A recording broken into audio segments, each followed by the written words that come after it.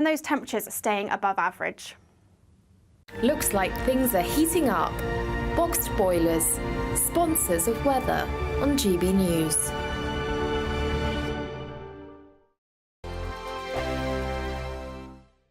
Want to be a winner?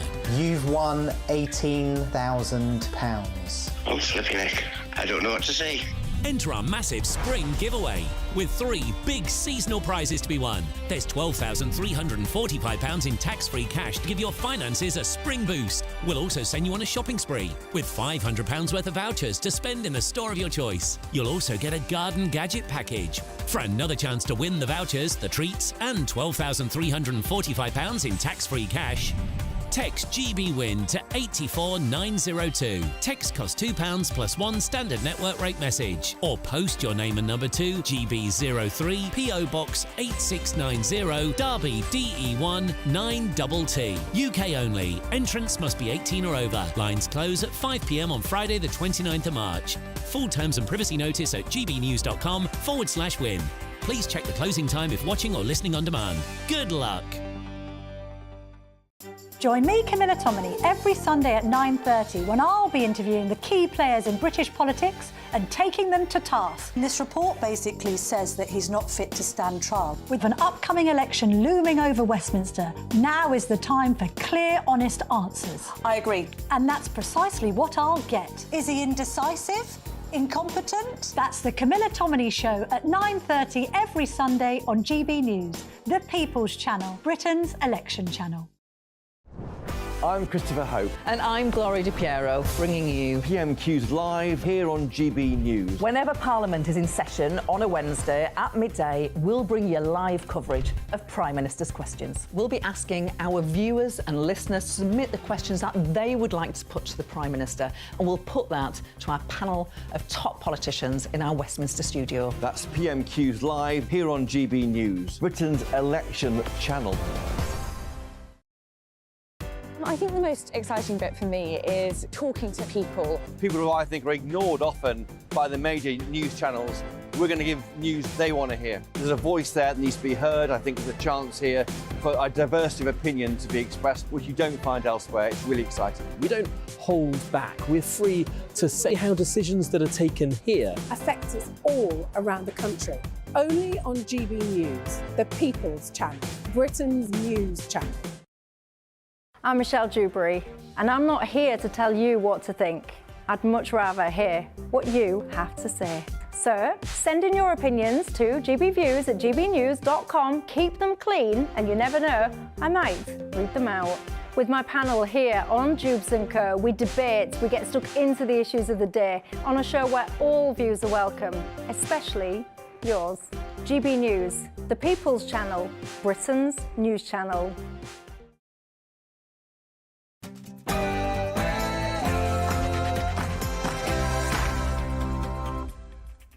Good afternoon and welcome to GB News Saturday. I'm Pip Thompson, and for the next 3 hours, we're having a bit of a Pip Talk. I'll be keeping you company on TV, online and on digital radio. Really looking forward to this. I'll be keeping you up to date on the stories that matter to you. So, coming up this hour. In Wales, it often takes the worst times to get the best out of us. In adversity, you can't match us. We'll be there, fighting tooth and nail for the impossible to happen. For the underdog.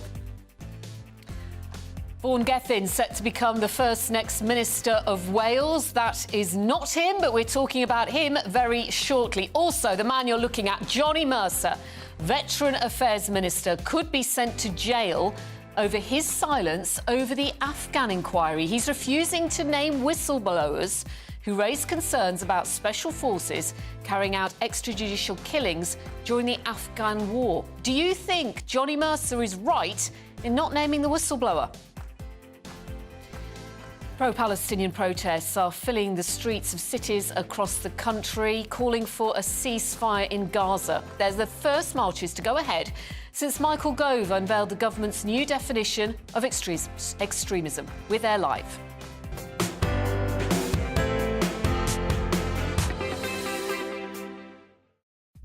Of course, I absolutely absolutely duply want to hear from you. I want to hear your views, your comments. So do let me know your thoughts on all the stories we are discussing today. The email address is on your screen. If you're listening to us, it's gbviews@gbnews.com, or you can message me on our socials. We're at GB News. First,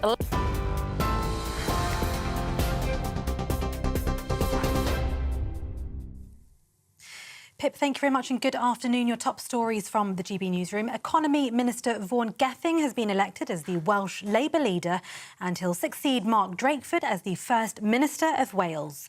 He beat his only rival, the Education Minister Jeremy Miles.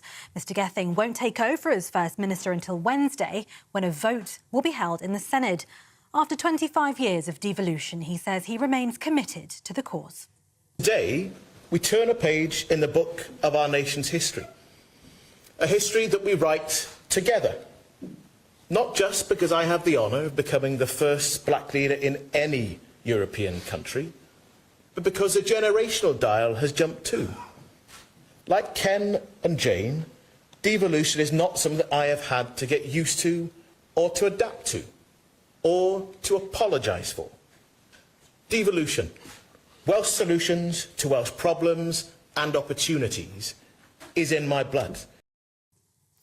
Tory MPs have reportedly held secret talks to oust the Prime Minister and install Penny Mordaunt as the leader of the Conservatives. According to The Telegraph, a meeting has taken place between a group of right-wing Tories and MPs who supported Ms Mordaunt in the previous two leadership elections. This comes after a week that saw former Tory Deputy Chairman Lee Anderson join the Reform UK party and Rishi Sunak rule out a general election in early May. Senior political analyst at Orthodox Conservatives David Moore told GB News the change might be what's needed to boost public confidence. The Conservative Party have had so many leaders. I think people are frustrated, the membership is frustrated, the voters are frustrated, in fact apathetic. A lot of voters are very worried about getting out to vote at the moment, and we need some certainty, quite frankly, and we need strong Conservative leadership. Now, some people think and see Penny Mordaunt as a vehicle for that, with a strong background in defence. At the moment, a lot of people are very unhappy at the moment, and the membership especially. But at the moment, the general election is looming. This could be in May, this could be in October, but the Conservatives need to come into that election united. Thousands of shoppers won't get their online groceries delivered today. Sainsbury's have announced that they can't fulfil most of their online orders because they're experiencing what they're saying are technical difficulties. The company also says that some stores are affected and they're working hard to fix the issue. Sadiq Khan has issued a plea for Liberal Democrat and Green supporters to back him as he seeks the third term as the Mayor of London. In a pitch to fellow progressives, Mr Khan's launching what he describes as a love letter campaign as he visits Kingston in southwest London to persuade supporters of other parties to lend him their votes in the election. The Mayor says he was under no illusion about his chances, saying he could lose to the Conservative Susan Hall due to changes in the voting system. And traffic's been piling up with the first ever planned daytime closure of the M25. Drivers have been warned to stay away from a 5-mile stretch in Surrey between junctions 10 and 11, which has been shut until 6 a.m. on Monday. Travel expert Simon Calder says it needs to be done. The main problem is that A3 M25 junction, just a couple of miles away from here. When it was built in the 1980s, it was fine, but now there's so much traffic using it, and 80% of the traffic on the A3 wants to switch to the M25. You're always getting hold-ups there, very high accident rate there, and so therefore, to clear it all up, they're going to widen things, give people extra opportunities to join and leave the motorways. For the latest stories, you can sign up to GB News Alerts by scanning the QR code on your screen, or you can go to gbnews.com/alerts. Now it's back to Pip.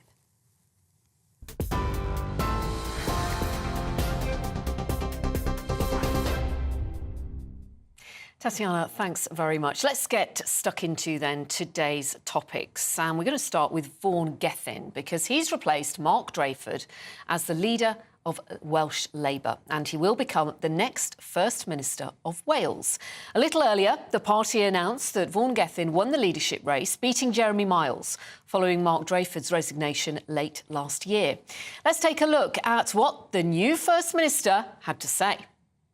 When your back's against the wall, you want Welsh people by your side, and we'll be there. It's no coincidence that the NHS has its roots here in Wales. No coincidence the heroism and the solidarity shown through the miners' strike. No coincidence that Welsh people are working around the world to build peace and heal division. In times of strife, we unite, we organise, we succeed. So quite a moment for Vaughan Gething, because as he says, he is the first black leader in any European country. Well, let's talk to GB News' political correspondent, Olivia Utley. A very good afternoon to you, Olivia. Talk us through, then, what Wales can expect now from Vaughan Gething. Well, it certainly is a historic moment for Wales and for Vaughan Gething himself. He is, as you say, the first black First Minister of any European country. But I think he's going to have a pretty short honeymoon period. Wales is in a bit of a tricky situation, as is England, but arguably Wales is suffering even more from the long-term worklessness crisis than England is.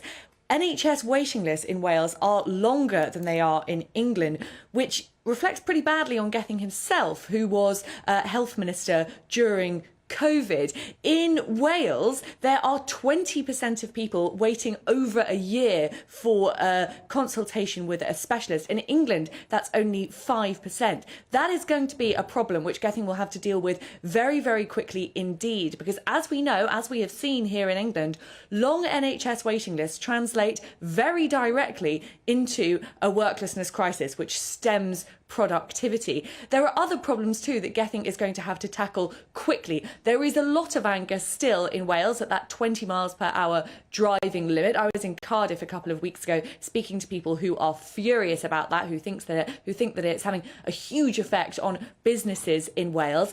And we can also expect Gething to be lobbied very, very hard to bring business rates down. Meanwhile, he will also have to tackle this farmers' crisis. Farmers in Wales are furious because a Drakeford policy meant that they have to hand over, if they are to be entitled to the subsidies which they have grown used to, they have to be prepared to hand over 10% of their farming land for environmental causes, i.e. change 10% of their land from agricultural farming land into land that can be used for growing trees.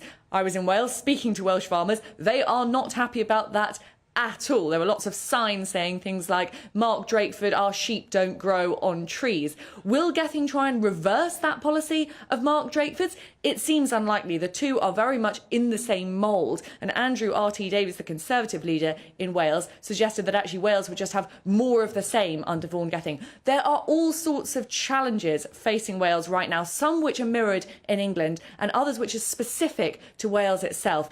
It is a tough, tough role to be stepping into. But of course, Gething has a lot of experience. He's been in the Welsh Cabinet for a long time now as Economic Minister and Health Minister before that. So the people of Wales will just have to hope that he's up to the challenge. He's got a lot of experience, but I guess nothing prepares you, does it, for this top job? What's been the reaction so far to this announcement, the reaction of the trade unions, for example? Well, I think that there is a lot of excitement about the idea of the first black man becoming a leader in a European country, and we've seen that sort of across the whole political spectrum. But there is also sort of consternation. We've heard from the Welsh Tory leader, as I mentioned, Andrew R.T. Davies, who sort of congratulated him up to a point, but suggested that Wales would just be facing more of the same. Trade unions will have to sort of see how that settles, because obviously we know that in Wales, as in England, the trade unions have quite a pincer-like grip on the Labour movement. I think what Gething is concentrating on at the moment is the idea that Labour will soon be in power in the UK as a whole. And of course, that will sort of give wind to the flames of his premiership in Wales if there is a Starmer government in Westminster who he can work closely with. His hope is that over the next Parliament, things will get a little bit easier for the relationship between the First Minister in Wales and the government in Westminster. Political correspondent Olivia Utley, thanks very much for that analysis. And for more analysis and opinion on that story and much more, you can go to the website gbnews.com. And I also just want to ask you, while it's on my mind, because something else that has broken this morning is this issue with Sainsbury's, where the vast majority of deliveries have been cancelled because of technical glitches. Are you affected? Were you expecting your delivery today? Did you even get notification that this had happened? Have you been making phone calls all morning? Let me know your experience. gbviews@gbnews.com. It's being reported that the Veterans Affairs Minister, Johnny Mercer, could be sent to jail over his silence regarding the Afghan inquiry. Now, what's happened is that he's refusing to name whistleblowers who raised concerns about special forces carrying out extrajudicial killings during the war. Now, is Johnny Mercer right in not naming the whistleblower? Well, talking to me about it in the studio is former Labour MP Dennis McShane and the host of Reasoned UK, Jess Gill. Good afternoon to you both. Good afternoon. Dennis, let's start with you first. Is he right to keep stum? It's actually a step or a moment in quite a difficult saga. This is very serious for the British state and the army. The allegations are that between 50 and 80 unarmed Afghani prisoners were shot dead, as they call it, extrajudicial killings. In other language, it would be called murder, at the hands of the SAS and other special forces. And Johnny Mercer, as the Veterans Minister, he's been fired by Boris Johnson and Liz Truss, and again he's left under Rishi Sunak. He's a very independent man, ex-army veteran himself. He said he had no faith in the MOD, Ministry of Defence, to find out what was going on, and he criticised Ben Wallace, the Secretary of State. So it's rather odd now he's saying to this judge, let's go slowly on this, because I got information from whistleblowers. If they're dragged to the court, what might happen to them? So it's a very serious constitutional issue, much bigger than simply... Doesn't he have a point here? I mean, as journalists, we can protect our sources. Why can't he protect these individuals? Well, very simply, it is a statutory court of inquiry set up by the Ministry of Defence, and they met nothing but stonewalling, that's the inquiry and the judge concerned, from the Ministry of Defence, which Johnny Mercer himself has complained about. And one key source of information is what was told to him. Now, you're not allowed under any law or under any court or under any system to say, oh, I'm not going to tell you, Your Honour, what I know because, I want to keep it secret. It doesn't work quite like that. So Johnny Mercer, who I think is an admirable man, is in a difficult position. And if this continues, it was explosive in Australia when the Australian army had to face up to its own death squads killing Afghan prisoners. Frankly, we should never have been in Afghanistan. We just provided our soldiers with target practice for the Taliban. I told that to David Cameron in the House of Commons 10 years ago. And the next day he came up to me and said, Dennis, I agree with you. That's a wider political story. But this is potentially a big constitutional row. It's not just about Johnny Mercer. Let's bring Jess in. Jess, this could set an enormous precedent, couldn't it? I mean, Johnny Mercer, he himself served several tours in Afghanistan, and he says that he has given assurances to these individuals that they would remain confidential. The sources would remain confidential when they came to him with concerns. Is that not a valid point? Because we need whistleblowers. Whistleblowers have exposed a lot of things going wrong in this country. We need them. If this sets a precedent, then where do we go from here? Yeah, absolutely. I think this is a very nuanced, complicated issue. And in an idealistic scenario, yes, they would come forward. Yes, he would be able to disclose this information. But as you rightfully raised, this does set a dangerous precedent. At the end of the day, these whistleblowers came forward under the pretense, under the promise that what they said would remain anonymous. I think that's a very important thing. And I think going forward, if he does disclose what they let on, or if he does face jail time because of it, I think this does set a very dangerous precedent. And also, we're punishing the wrong people here. I think it's very honourable that a man wants to keep to his word. I think that's quite rare nowadays in politics. I think that should be acknowledged, and I think that should be rewarded, at least by the general public. I know the consequences of that obviously aren't good. Obviously, we would like justice to be served. But can justice be really served if the people who have had their promise, if their promise is broken? Yeah. And what does this mean, Dennis? A wider issue that if Johnny Mercer ends up going to jail, I mean, there is a potential penalty here, we're told, a maximum sentence of 51 weeks behind bars or a fine. But that raises the issue of Johnny Mercer not being able to continue as a Tory MP. And we know already that there's 62 Tory MPs who aren't standing at the next election. Rishi Sunak's in even more of a bigger pickle than he already is. Well, the Tories hate Johnny Mercer because, of course, it doesn't join the anti-European fanaticism of Truss and Johnson and so on. Well, he's his own man, isn't he? He's very much his own man. I really think that we'll find something happens between that scenario and anything really happening, namely a general election. But going back to the main point, I mean, this isn't quite right. You've no right under British law to tell a judge to F off. I'm not going to tell you what I know. And if you... Well, he didn't tell him to... Well, I mean... he didn't quite put it like that. Well, no, he's a polite, public school, Sandhurst educated guy. But personally, I question why the judge is bringing this up so strongly now. But we either get to the bottom of this, and the British Army over 300 years has had to face the fact that now and then horribly bad things happen in it. And it's always been to the honour and the glory of the British Army. It has said we've got bad uns and done something about it. Now, if the bad uns are being protected and protected and protected, then that isn't right either. So these sources of Johnny Mercer's, they're not suspects, they're witnesses who he believes are vulnerable and he wants to protect them. And does that not show that he is a man of integrity and wants to do that? He's a great guy, but it's terrifying. Most of them now will be out of the army. They're vulnerable in this democratic country from what? From revenge? From action to intimidate them? But if he had made assurances, and maybe he shouldn't have, but if he made assurances to them that they would not be identified, where do we end up if suddenly... Well, in the same way that in many cases evidence is given behind a curtain and so on, there are ways of doing this. I mean, I think the judge is... So you think there's a way of doing it where they could still be protected? I think the judge is grandstanding a bit, but he's rattling the cage, saying to Johnny Mercer, you can't go around saying the MOD can't be trusted, he's got no faith in them. And when you're asked to produce your evidence, you say, oh, no, I'm going to risk going to prison. I mean, it's great, it's wholly admirable on the part of Johnny Mercer, don't get me wrong, but in the end, other democratic countries, the SAS, the Special Forces, are under no parliamentary supervision. In all other democracies, the US, Germany, wherever, Australia, Parliament has the say. So do you think there should be?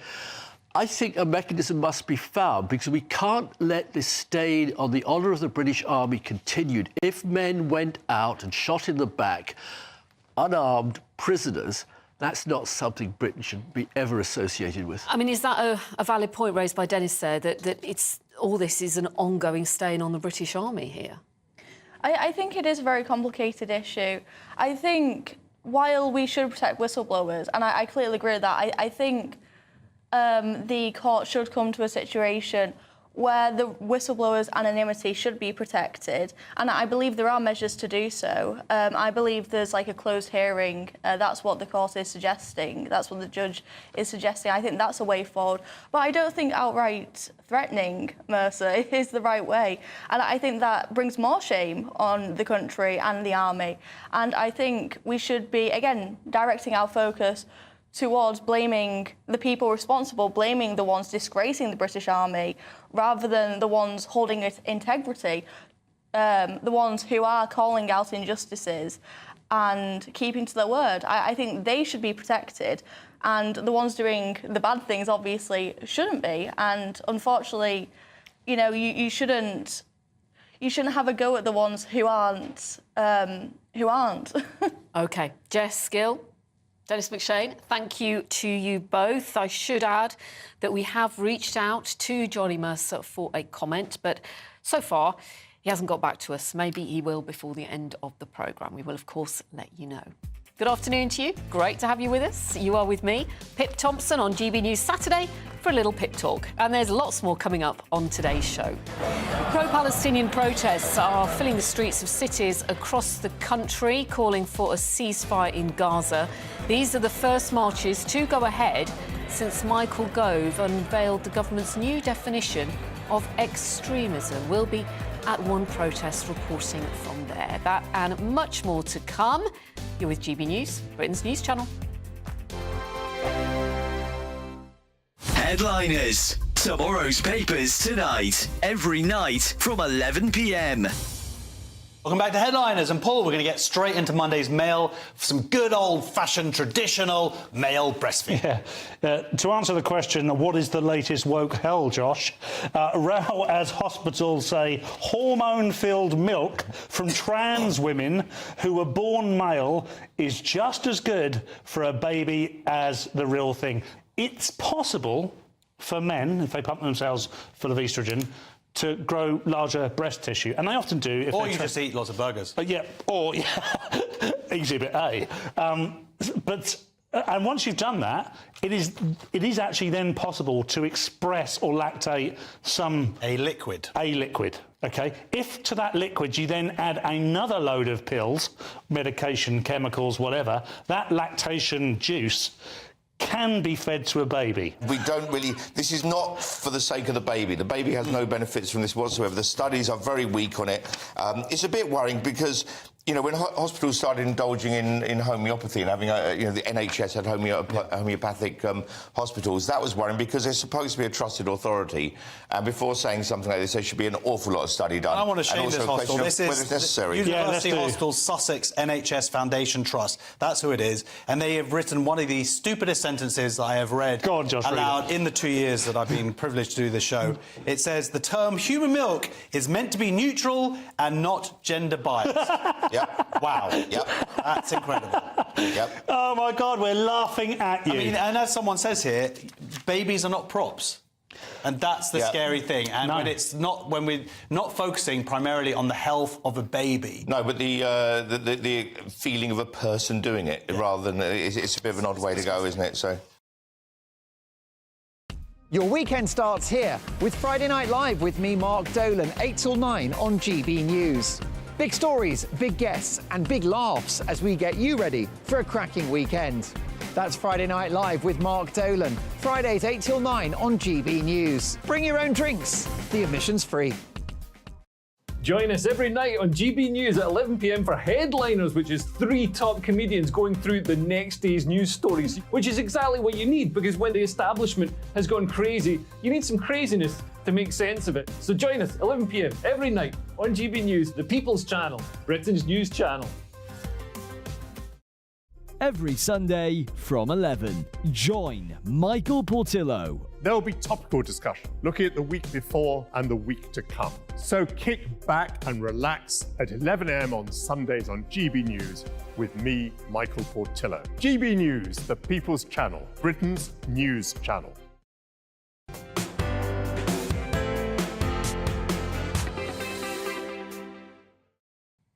Hello, welcome back to GB News Saturday with me, Pip Thompson, on your TV, online and on digital radio. Lots of you already sending in your thoughts. Thank you so much. We are getting quite a few on this Sainsbury's technical glitch. Sounds like more of a glitch, though, when you read into it. And Helen, good afternoon. You say that you were due a home delivery today. You heard nothing from Sainsbury's. Your brother lives in Germany. He's the one who telephoned you to tell you about the delivery issues. You've tried phoning Sainsbury's, but after waiting 25 minutes on hold, you've given up. Chris, hi there. Sainsbury's can't deliver food due to technical problems. The cashless society is obviously working well.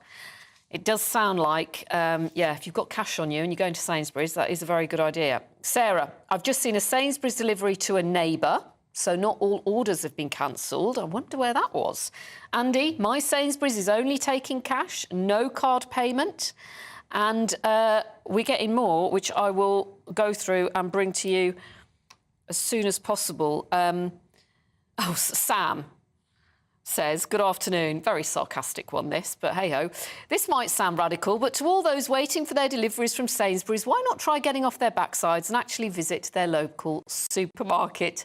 Simples. Well, all I would say to that, Sam, is that if you've got young children and you're by yourself, maybe you can't actually leave them at home to get to the shops. It might not be as easy as actually physically getting up off your backside. It might be a little bit more complicated than that, but appreciate your thoughts. So thanks for getting in touch. Keep them coming in, gbviews@gbnews.com.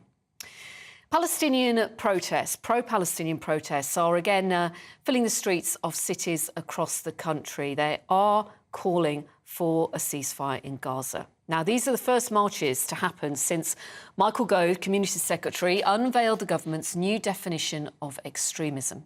Earlier this month, the Prime Minister warned that Britain's multi-ethnic democracy was being undermined by both Islamist and far-right extremists. Well, joining me now is GB News national reporter Theo Chikomba. Good afternoon to you, Theo. Tell me where you are then, and are there as many people as we've seen over the last few weekends? Are these protests attracting as many people as ever?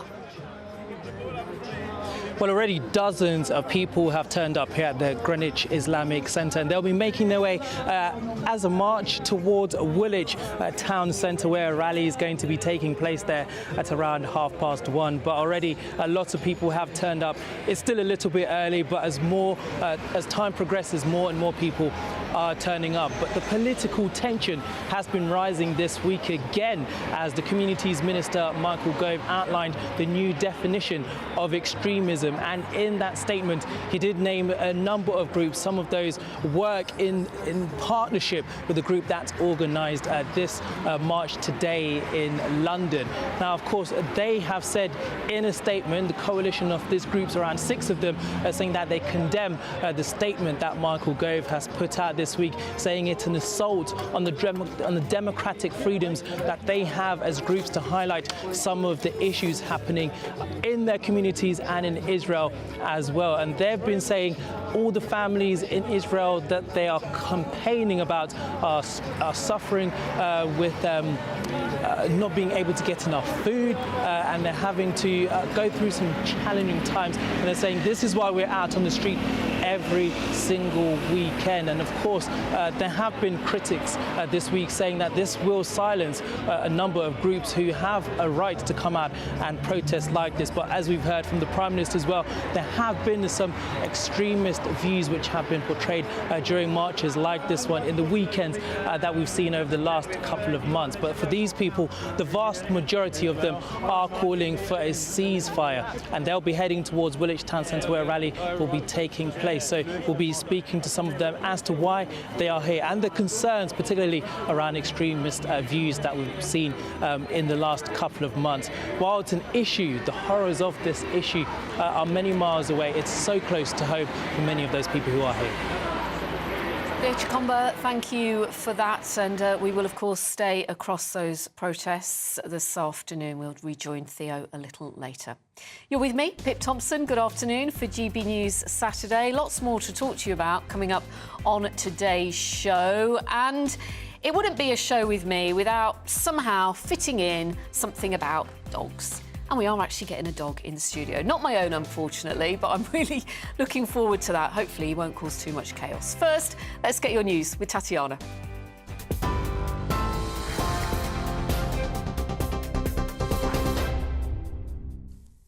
Pip, thank you very much, and good afternoon. The top stories from the GB newsroom. Economy Minister Vaughan Gething has been elected as the Welsh Labour leader, and he'll succeed Mark Drakeford as the First Minister of Wales. He beat his only rival, the Education Minister Jeremy Miles. He also becomes the first black leader in any European country. Mr Gething won't take over as First Minister until Wednesday, when a vote will be held in the Senedd. After 25 years of devolution, he says he remains committed to the cause. Tory MPs have reportedly held secret talks to oust the Prime Minister and to install Penny Mordaunt as the leader of the Conservatives. According to The Telegraph, a meeting has taken place between a group of right-wing Tories and MPs who supported Ms Mordaunt in the previous 2 leadership elections. This comes after a week that saw former Tory Deputy Chairman Lee Anderson join the Reform UK party and Rishi Sunak rule out a general election in early May. Thousands of shoppers won't get their online groceries delivered today. Sainsbury's have announced that they can't fulfil most of their online orders because of an error with an overnight software update. The company also says that some shops are affected due to issues with contactless payments, and they're working hard to fix the issue. And the female employee suspended by Formula One's Red Bull has formally appealed against the decision to clear team principal Christian Horner of controlling behaviour. She made the allegation earlier this month, but was suspended as a direct result of Red Bull's inquiry into the matter. Horner was allowed to continue in his role when he was cleared of any wrongdoing. And traffic's already building up with the first ever planned daytime closure of the M25 since it opened in 1986. Drivers have been warned to stay away from a 5-mile stretch in Surrey between junctions 10 and 11, which has been shut until 6 o'clock Monday morning. For the latest stories, you can sign up to GB News Alerts by scanning the QR code on your screen, or you can go to gbnews.com/alerts. Now it's back to Pip.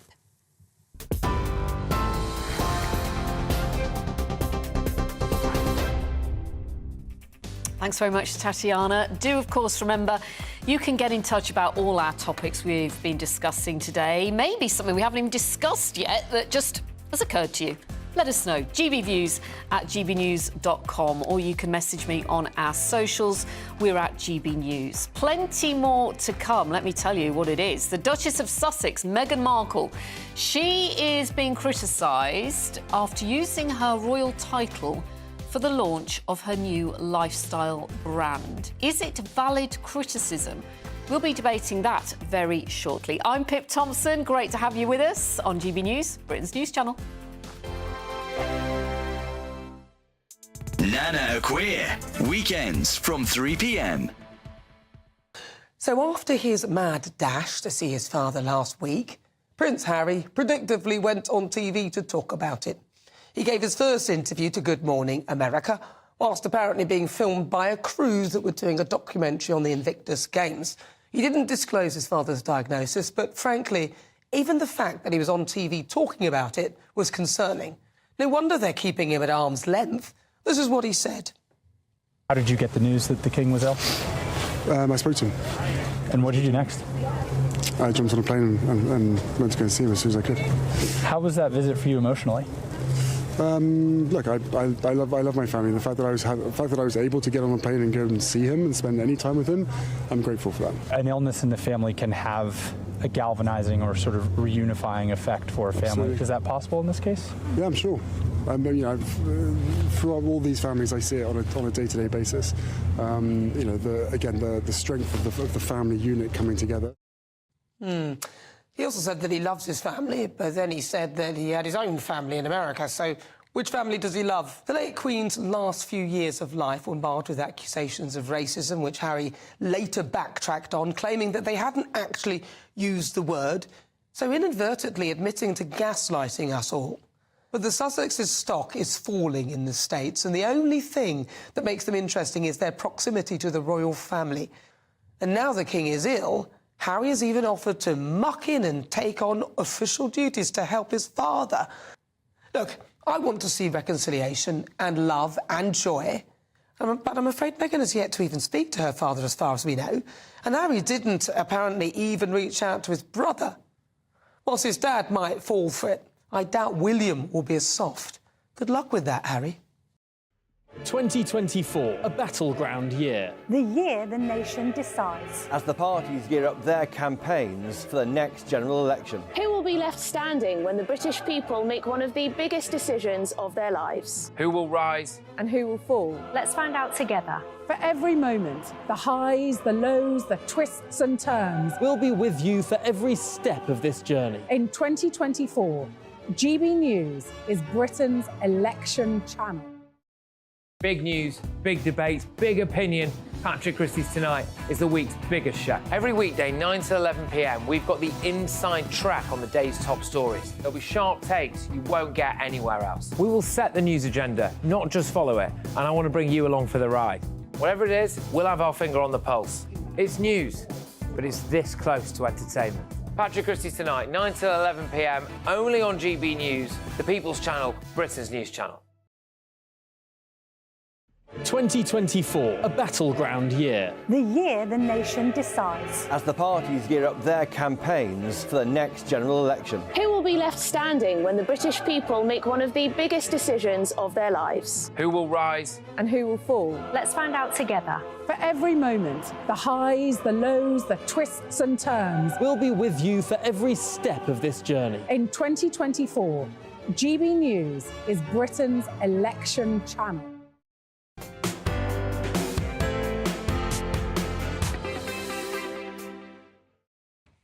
Good afternoon, welcome back to GB News Saturday with me, Pip Thompson, on your TV, online and on digital radio. I want to bring you a little bit of an update regarding Sainsbury's, because a lot of you are affected. A lot of you are getting in touch about it. And they're saying it's an error with overnight software. So they've got issues with contactless payments and can't deliver most of today's groceries online orders, but their stores are open as usual, accepting chip and pin and cash payments. They're also saying that they cannot, because this has been part of the problem, you guys are not being told what's going on, you're not hearing from them. Sainsbury's say they cannot contact customers directly, but their online ordering system is working as normal. Customers can place a new order now for delivery anytime from tomorrow.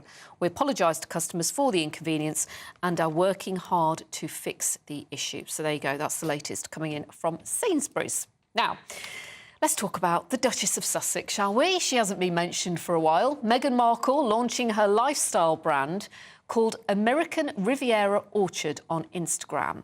And she uses the royal title, the Duchess of Sussex, on social media and on the brand's website. There's a bit of a debate because royal experts have claimed that Meghan has breached her Megxit agreement as she uses the title for commercial gain.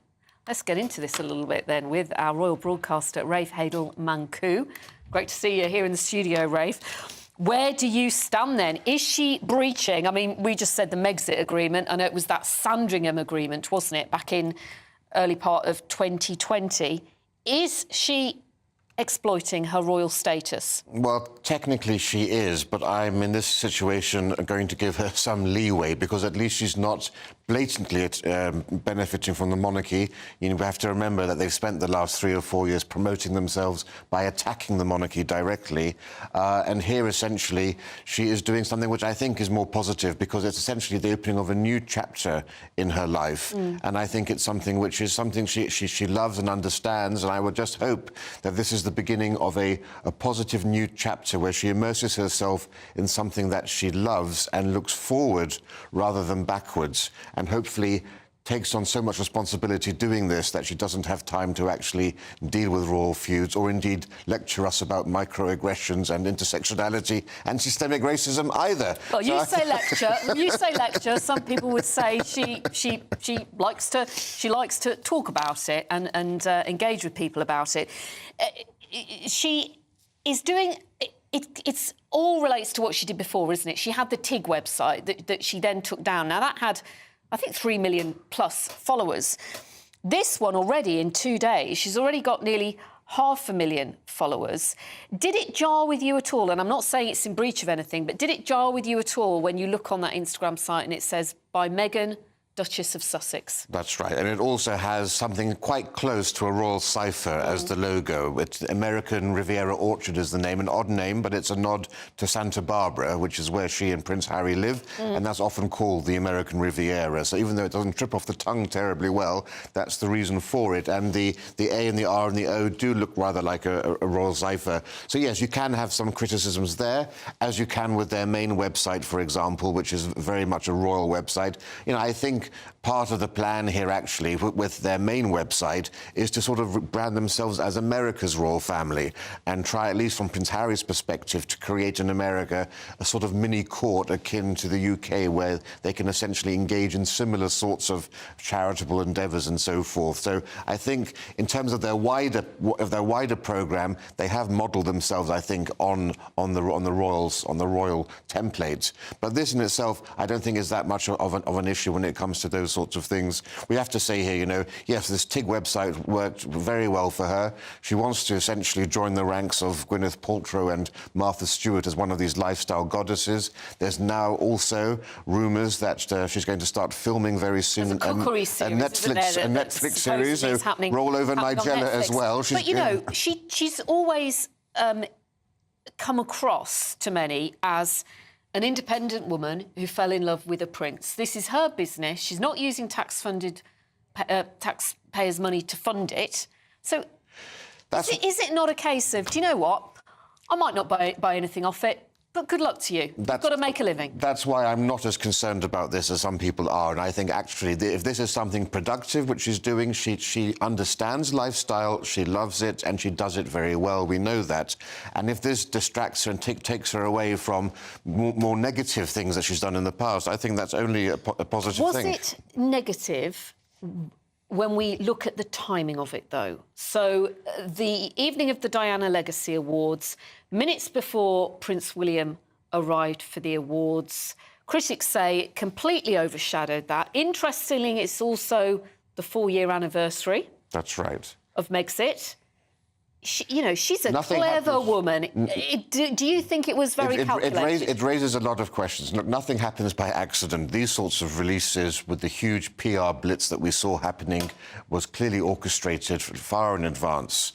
And as you say, 45 minutes before Prince William arrived at the Diana Legacy Awards, this PR blitz started.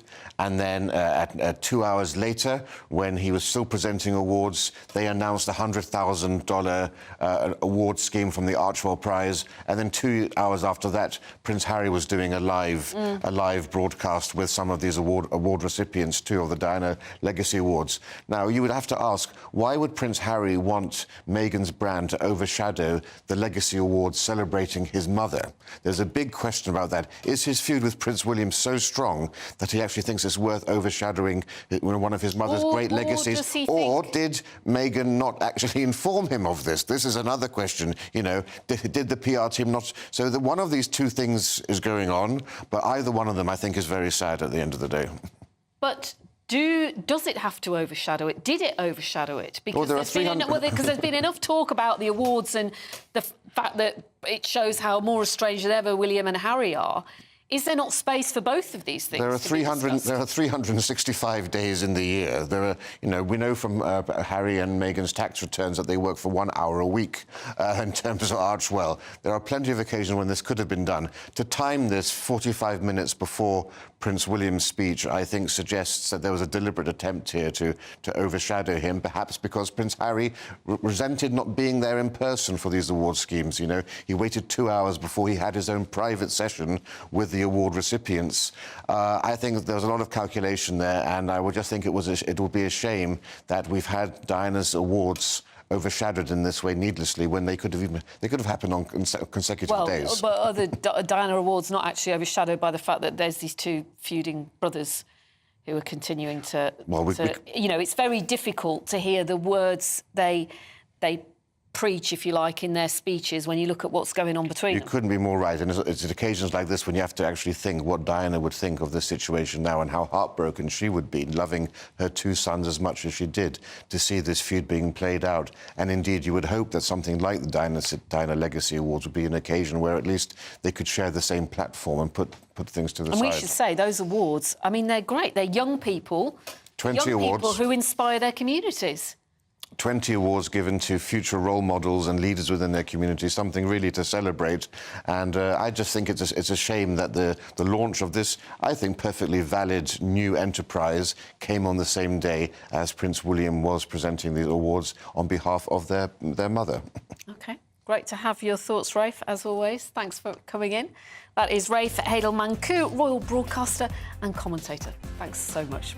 You are with me. Good afternoon, Pip Thompson for GB News Saturday. Lots more coming up on today's show, including it's the final day, as if you didn't know, of the Six Nations. And Ireland, well, it's theirs to lose. They are within touching distance of winning it all. But if they falter, England could just snatch it. It's all quite complicated, the permutations of all this. We're going to be dissecting it next on GB News, Britain's news channel.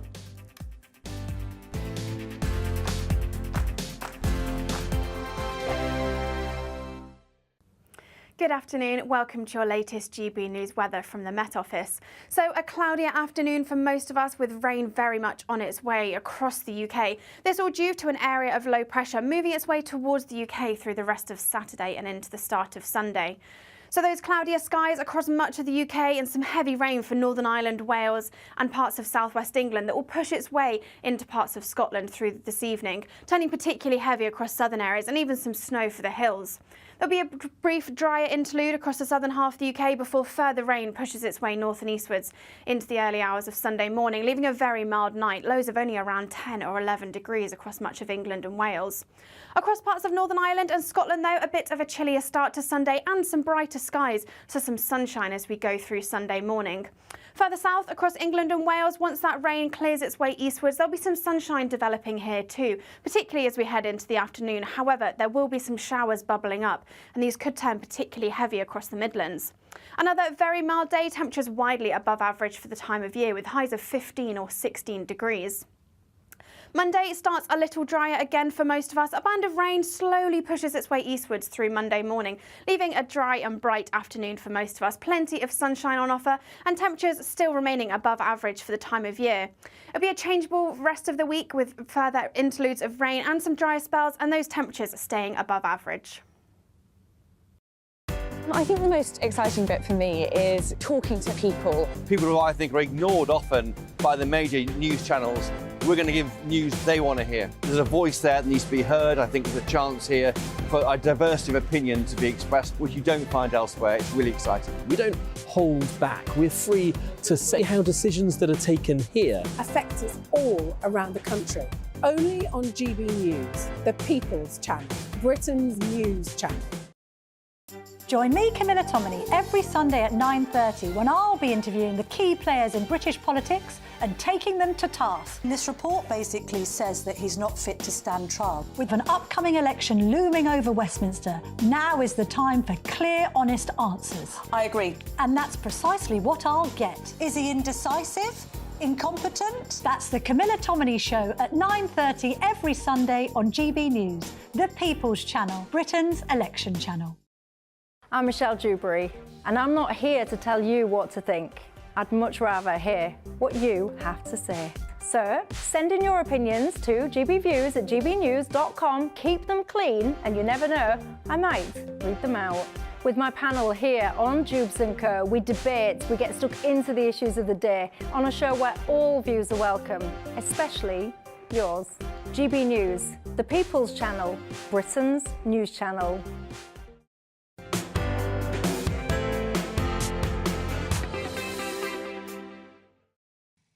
Good afternoon. Welcome back to GB News Saturday with me, Pip Thompson, on your TV, online and on digital radio. And I'm going to try to talk about rugby.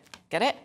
Who will win the Six Nations? Well, Ireland are set to win the whole tournament this afternoon if they can beat Scotland later on today. But if England beat France this evening and win the bonus points, and Ireland squander their chances against the Scots this afternoon, then England will pip them to the post. Do I need to say all that again? There's a lot of permutations to this, so I need some help here. Let's go to GB News' Northern Ireland reporter, Doogie Beattie. Good afternoon, Doogie. Explain where you are, because it's somewhere quite significant, can you? And also, just explain to us all the ins and outs of this. It's quite a day. It's going to be a thrilling day. It's going to be a thrilling day and a thrilling weekend in Ireland because, of course, this is St Patrick's weekend as well. I'm here at Instonians and Cook Rugby Club. Why here? Because this is, if you think about Ireland, Ireland only has about 7.4 million people in it, north and south. And so the pool for the rugby players is very small. But right for decades, they have been right at the top of world rugby. This morning I was here finding out how that grassroots rugby has gone ahead and how they develop the game here in Ireland. And of course today's match is always one, it's a Celtic clash, it's between Scotland and Ireland, and whenever I go to get a chance to watch the Six Nations, that's the match that I would always want to go and see. It is a very bad-tempered match, I can assure you, and it's by no means Ireland's. It's not going to be any walkover, I wouldn't imagine, although Italy managed to crush Scotland last week, and that was quite a shock. That was, I mean, Italy were showing so well. They haven't done that since the time of Bergamasca back in the late 90s, early 2000s, and so they're really coming on. So are they coming on, or did Scotland just play very badly? Well, today we will find that out when it all kicks off in Dublin. Mahoney, who's the Ireland captain, he has the job to do. But really, when you come to places like this, you see how people develop their skills. And I mean, I'm watching a women's team behind me playing here. And when I played a scrum half back in the day, I would be afraid of going out here with some of these women, never mind some of the lads that are here now. And the scrum half and the fly half are really, really crucial to any rugby match. They really set the game and set the pace of the game. And really, the Irish team lost their fly half last year. He was just too old, Johnny Sexton. He was also the captain. And I did fear that it was going to, go a little bit west at that stage, but they haven't. They've proved very well to be doing the job. And of course, they are becoming accessible heroes for people in these communities, and that's what this has always been about with Ireland. And of course the GAA, they also play games here. That's a cross between soccer and rugby, and they're taught to catch the ball above their head without actually even looking up to see the ball. But and that also helps the game of rugby. But earlier on today I spoke to some of the youngsters here that are going to be stars of the future. I've been doing it for 8 years and it's been the best time of my life. The enjoyment and the togetherness with the whole team. Yeah. It's really important. The team as well. They're also nice. Like brothers in this team. And it's respectful. It's a respectful sport. You always need to respect the referees, respect the kicker when they're kicking. Always respect everybody on the pitch. I've played it for the last 8 years and it's very enjoyable. The tackle and the rucks. They're cool, yeah. Who's going to win today? Well, they're of no doubt who's going to win today. They're all excited. Many of the people here have left for Dublin already. As for me, poor me, I'm going to have to go to a bar somewhere where they are screening the match to try and soak up the atmosphere, so I may or may not see you later on. Oh, Doogie Beattie, my heart bleeds for you. Have a pint of Guinness for me too. I mean, what a way to celebrate St Patrick's Day if Ireland do it today. It would be their 7th Six Nations win. You are with me, Pip Thompson, on GB News Saturday. Lots more still to come and to talk about. Has the penny dropped for the Tories? Plots are apparently rife in the Conservative Party as right-wing MPs reportedly unite with moderates to replace Rishi Sunak with Penny Mordaunt. But would a change in leader really save the Tories? Is it too late? That's all still to come. First, here's a look at the weather with Ellie. A brighter outlook with Box Solar, sponsors of weather on GB News. Good afternoon. Welcome to your latest GB News weather from the Met Office. So a cloudier afternoon for most of us with rain very much on its way across the UK. This all due to an area of low pressure moving its way towards the UK through the rest of Saturday and into the start of Sunday. So those cloudier skies across much of the UK and some heavy rain for Northern Ireland, Wales and parts of southwest England that will push its way into parts of Scotland through this evening, turning particularly heavy across southern areas and even some snow for the hills. There'll be a brief drier interlude across the southern half of the UK before further rain pushes its way north and eastwards into the early hours of Sunday morning, leaving a very mild night, lows of only around 10 or 11 degrees across much of England and Wales. Across parts of Northern Ireland and Scotland, though, a bit of a chillier start to Sunday and some brighter skies, so some sunshine as we go through Sunday morning. Further south across England and Wales, once that rain clears its way eastwards, there'll be some sunshine developing here too, particularly as we head into the afternoon. However, there will be some showers bubbling up, and these could turn particularly heavy across the Midlands. Another very mild day, temperatures widely above average for the time of year, with highs of 15 or 16 degrees. Monday starts a little drier again for most of us. A band of rain slowly pushes its way eastwards through Monday morning, leaving a dry and bright afternoon for most of us. Plenty of sunshine on offer and temperatures still remaining above average for the time of year. It'll be a changeable rest of the week with further interludes of rain and some drier spells, and those temperatures staying above average. Looks like things are heating up. Boxed boilers, sponsors of weather on GB News. Ellie, thanks very much. We've been talking about Sainsbury's this hour and their technical issues, which is causing loads of problems with online deliveries. We're also getting reports from you that there's issues with Tesco. Have you had problems with Tesco online deliveries? It's all happening, isn't it? GBViews at gbnews.com. Do let me know. Do stay with us here on GB News Saturday. We will, of course, be talking about all the serious stuff. We've also got a canine chum here as well. Speak to you soon.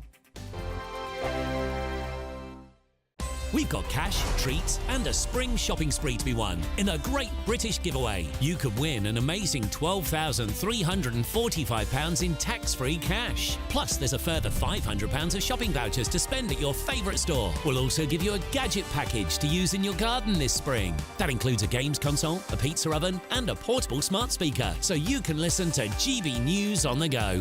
For another chance to win the vouchers, the treats and £12,345 in tax-free cash, text GBWIN to 84902. Text costs £2 plus one standard network rate message. Or post your name and number to GB03 PO Box 8690 Derby DE1 9TT. UK only. Entrance must be 18 or over. Lines close at 5 p.m. on Friday the 29th of March. Full terms and privacy notice at gbnews.com/win. Please check the closing time if watching or listening on demand. Good luck. 2024, a battleground year. The year the nation decides. As the parties gear up their campaigns for the next general election. Who will be left standing when the British people make one of the biggest decisions of their lives? Who will rise? And who will fall? Let's find out together. For every moment, the highs, the lows, the twists and turns. We'll be with you for every step of this journey. In 2024, GB News is Britain's election channel. I'm Michelle Dewberry, and I'm not here to tell you what to think. I'd much rather hear what you have to say. So send in your opinions to gbviews at gbnews.com. Keep them clean, and you never know, I might read them out. With my panel here on Jubes & Co, we debate, we get stuck into the issues of the day on a show where all views are welcome, especially yours. GB News, the People's Channel, Britain's news channel. GB News is the home of free speech. We were created to champion it, and we deliver it day in, day out. Free speech allows us all to explore and debate openly the issues most important to us, our families, and of course, the British people. Having challenging conversations to enlighten each other. Which is why we hear all sides of the argument. We are the People's Channel. We will always stand by the freedom to express yourself. On TV, radio and online. This is GB News, Britain's news channel. Big news, big debates, big opinion. Patrick Christie's Tonight is the week's biggest show. Every weekday, 9 to 11 p.m, we've got the inside track on the day's top stories. There'll be sharp takes you won't get anywhere else. We will set the news agenda, not just follow it, and I want to bring you along for the ride. Whatever it is, we'll have our finger on the pulse. It's news, but it's this close to entertainment. Patrick Christie's Tonight, 9 to 11 p.m, only on GB News, the People's Channel, Britain's news channel.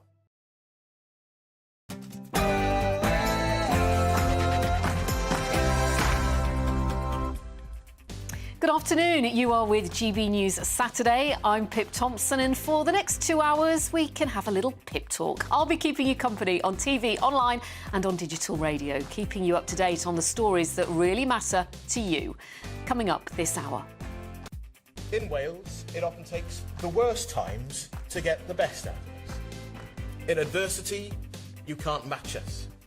We'll be there, fighting tooth and nail for the impossible to happen.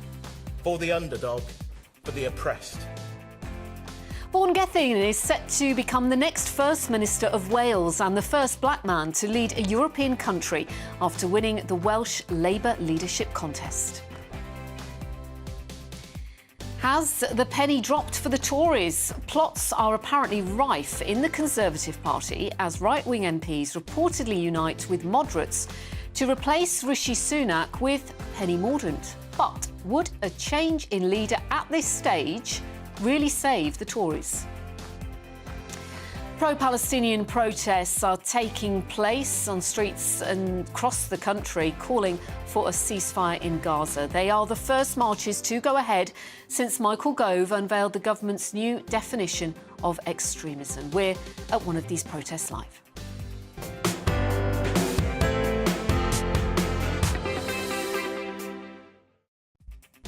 Of course, I'd love to hear from you this afternoon. What are you talking about? What are your views on what we've been talking about? Do let me know your thoughts on the stories. gbviews@gbnews.com. Maybe you're affected by this issue with Sainsbury's today, this technical issue they've got, which is scuppering online deliveries. We're also getting reports that if you're a Tesco customer, well, there's problems there as well. We'll be getting the latest on that. Do let us know. We're also on our socials at GB News. Let's bring you right up to date with the headlines. Here's Tatiana.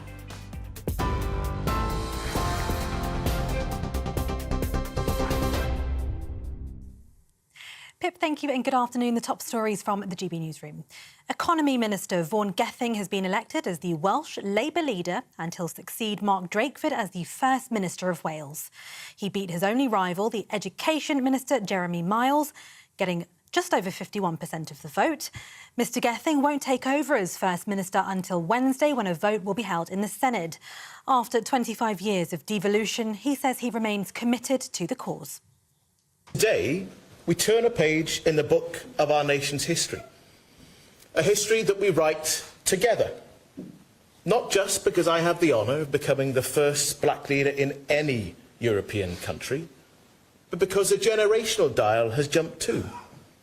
Like Ken and Jane, devolution is not something that I have had to get used to or to adapt to or to apologise for. Devolution. Welsh solutions to Welsh problems and opportunities is in my blood. Tory MPs have reportedly held secret talks to oust the Prime Minister and to install Penny Mordaunt as the leader of the Conservatives. According to The Telegraph, a meeting has taken place between a group of right-wing Tories and MPs who supported Ms Mordaunt in the previous two leadership elections. This comes after a week that saw former Tory Deputy Chairman Lee Anderson join the Reform UK party and Rishi Sunak rule out a general election in early May. Senior political analyst at Orthodox Conservatives David Moore told GB News the change might be what's needed to boost public confidence. The Conservative Party have had so many leaders. I think people are frustrated, the membership is frustrated, the voters are frustrated, in fact apathetic. A lot of voters are very worried about getting out to vote at the moment, and we need some certainty, quite frankly, and we need strong Conservative leadership. Now, some people think and see Penny Mordaunt as a vehicle for that. With a strong background in defence. At the moment, a lot of people are very unhappy at the moment, and the membership especially. But at the moment, the general election is looming. This could be in May, this could be in October, but the Conservatives need to come into that election united. Thousands of shoppers will not be able to get their online groceries delivered today. Sainsbury's have announced that they can't fulfil most of their online orders because of an error with an overnight software update. The company also says that some shops are affected as well due to issues with contactless payments. They say they're working hard to fix the issue. And in the last few minutes, we've also found out that Tesco's has also reportedly been hit with an IT breakdown itself, also affecting home deliveries. The female employee suspended by Formula One's Red Bull has formally appealed against the decision to clear team principal Christian Horner of controlling behaviour. She made those allegations earlier this month, but was suspended as a direct result of Red Bull's inquiry into the matter. Horner was allowed to continue in his role when he was cleared of any wrongdoing. Traffic has been building up with the first ever planned daytime closure of the M25. Drivers have been warned to stay away from a 5-mile stretch in Surrey between junctions 10 and 11, which has been shut until 6 o'clock Monday morning. Travel expert Simon Calder says it needs to be done. The main problem is that A3 M25 junction, just a couple of miles away from here, when it was built in the 1980s, it was fine. But now there's so much traffic using it, and 80% of the traffic on the A3 wants to switch to the M25. You're always getting hold-ups there, very high accident rate there. And so therefore, to clear it all up, they're going to widen things, give people extra opportunities to join and leave the motor. For the latest stories, you can sign up to GB News Alerts by scanning that QR code on your screen, or you can go to gbnews.com/alerts. Now it's back to Pip.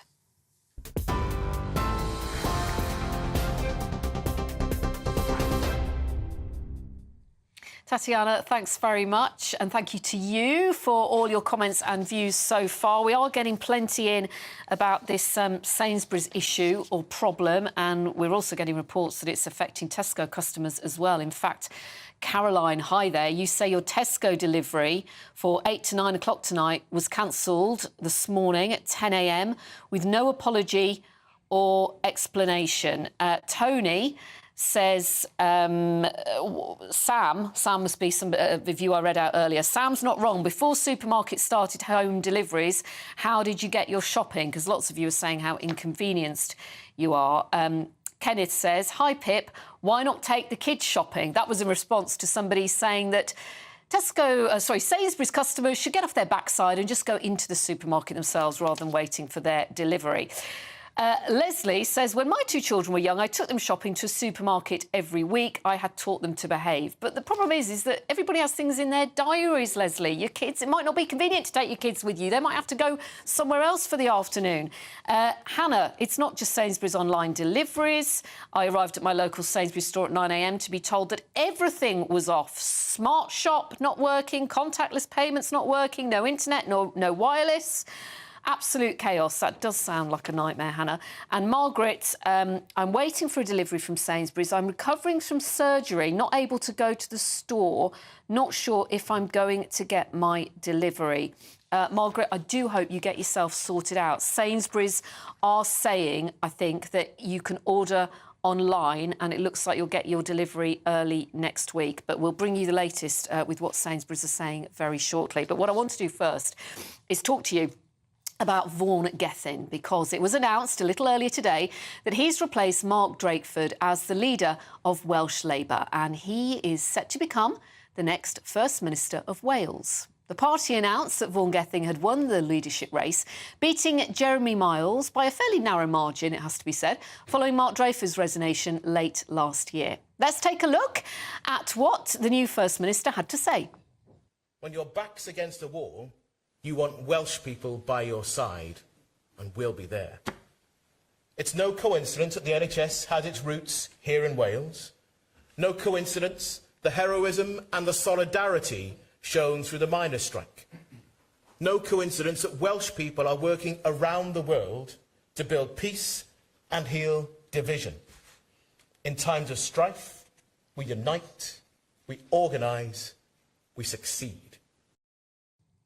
Well, joining me now is GB News' political correspondent Olivia Utley. Good afternoon to you, Olivia. I mean, a momentous day for Vaughan Gething. Congratulations to him, the first black leader in any European country.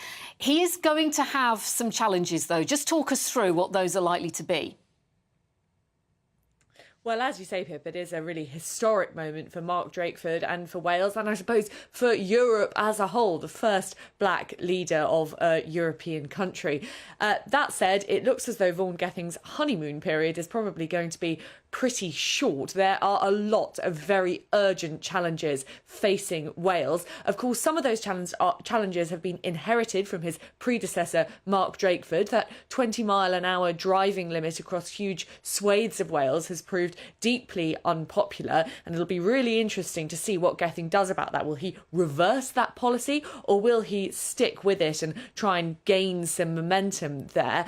He also has to deal with a backlash from Welsh farmers against a policy Drakeford introduced, whereby they were told that to keep the subsidies that they receive, they would have to give over 10% of their agricultural land to environmental causes. So essentially, instead of farming on 10% of their land, they would have to grow trees. Well, I was in Cardiff a couple of weeks ago reporting on the farmers' protest there, and they are very, very angry indeed. Again, is that something that Gething will reverse, or will he carry on in Drakeford's image?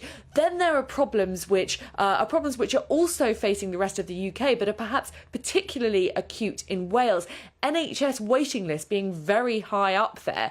In Wales, there are 20% of people on NHS waiting lists have waited a year or more to see a specialist consultant. Now, it's quite difficult to get an exact comparison with England, but the closest you can get is about 5% in England have been waiting a year or more to see a specialist consultant. That is a huge disparity. And as we know, the knock-on effect of long NHS waiting lists is a worklessness problem. That's what we're seeing here in England, where there are lots and lots of people of working age who are economically inactive because of long-term sickness. That problem is even more acute in Wales.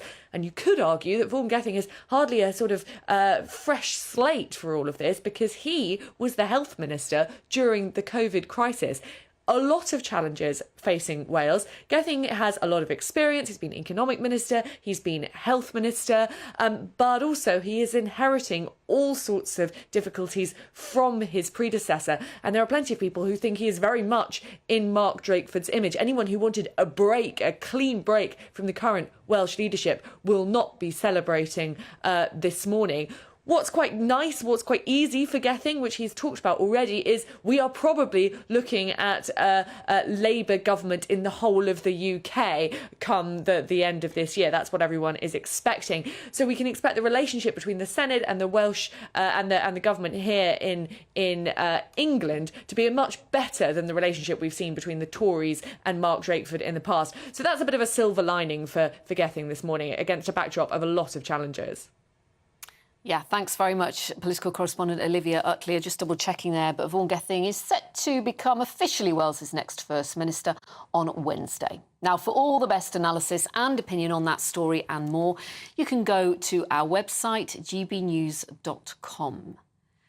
Now, from Wales to Westminster, because has the penny dropped for the Tories? Plots, we are told, are apparently rife in the Conservative Party as right-wing MPs reportedly unite with moderates to replace Rishi Sunak with Penny Mordaunt. They believe she would better appeal to centre-ground voters and reclaim some of the ground lost to Labour if the Prime Minister faced a confidence vote in the coming weeks. But would a change in leader at this stage really save the Tories? Well, joining me now is GB News host of the Saturday Five, Albie Amankona, and political commentator and playwright Emma Burnell. Really good to see you both this afternoon. Albie, what do you think then of this suggestion? I mean, Penny Mordaunt, she's long been talked about as a potential Tory leader, but really at what is essentially the 11th hour?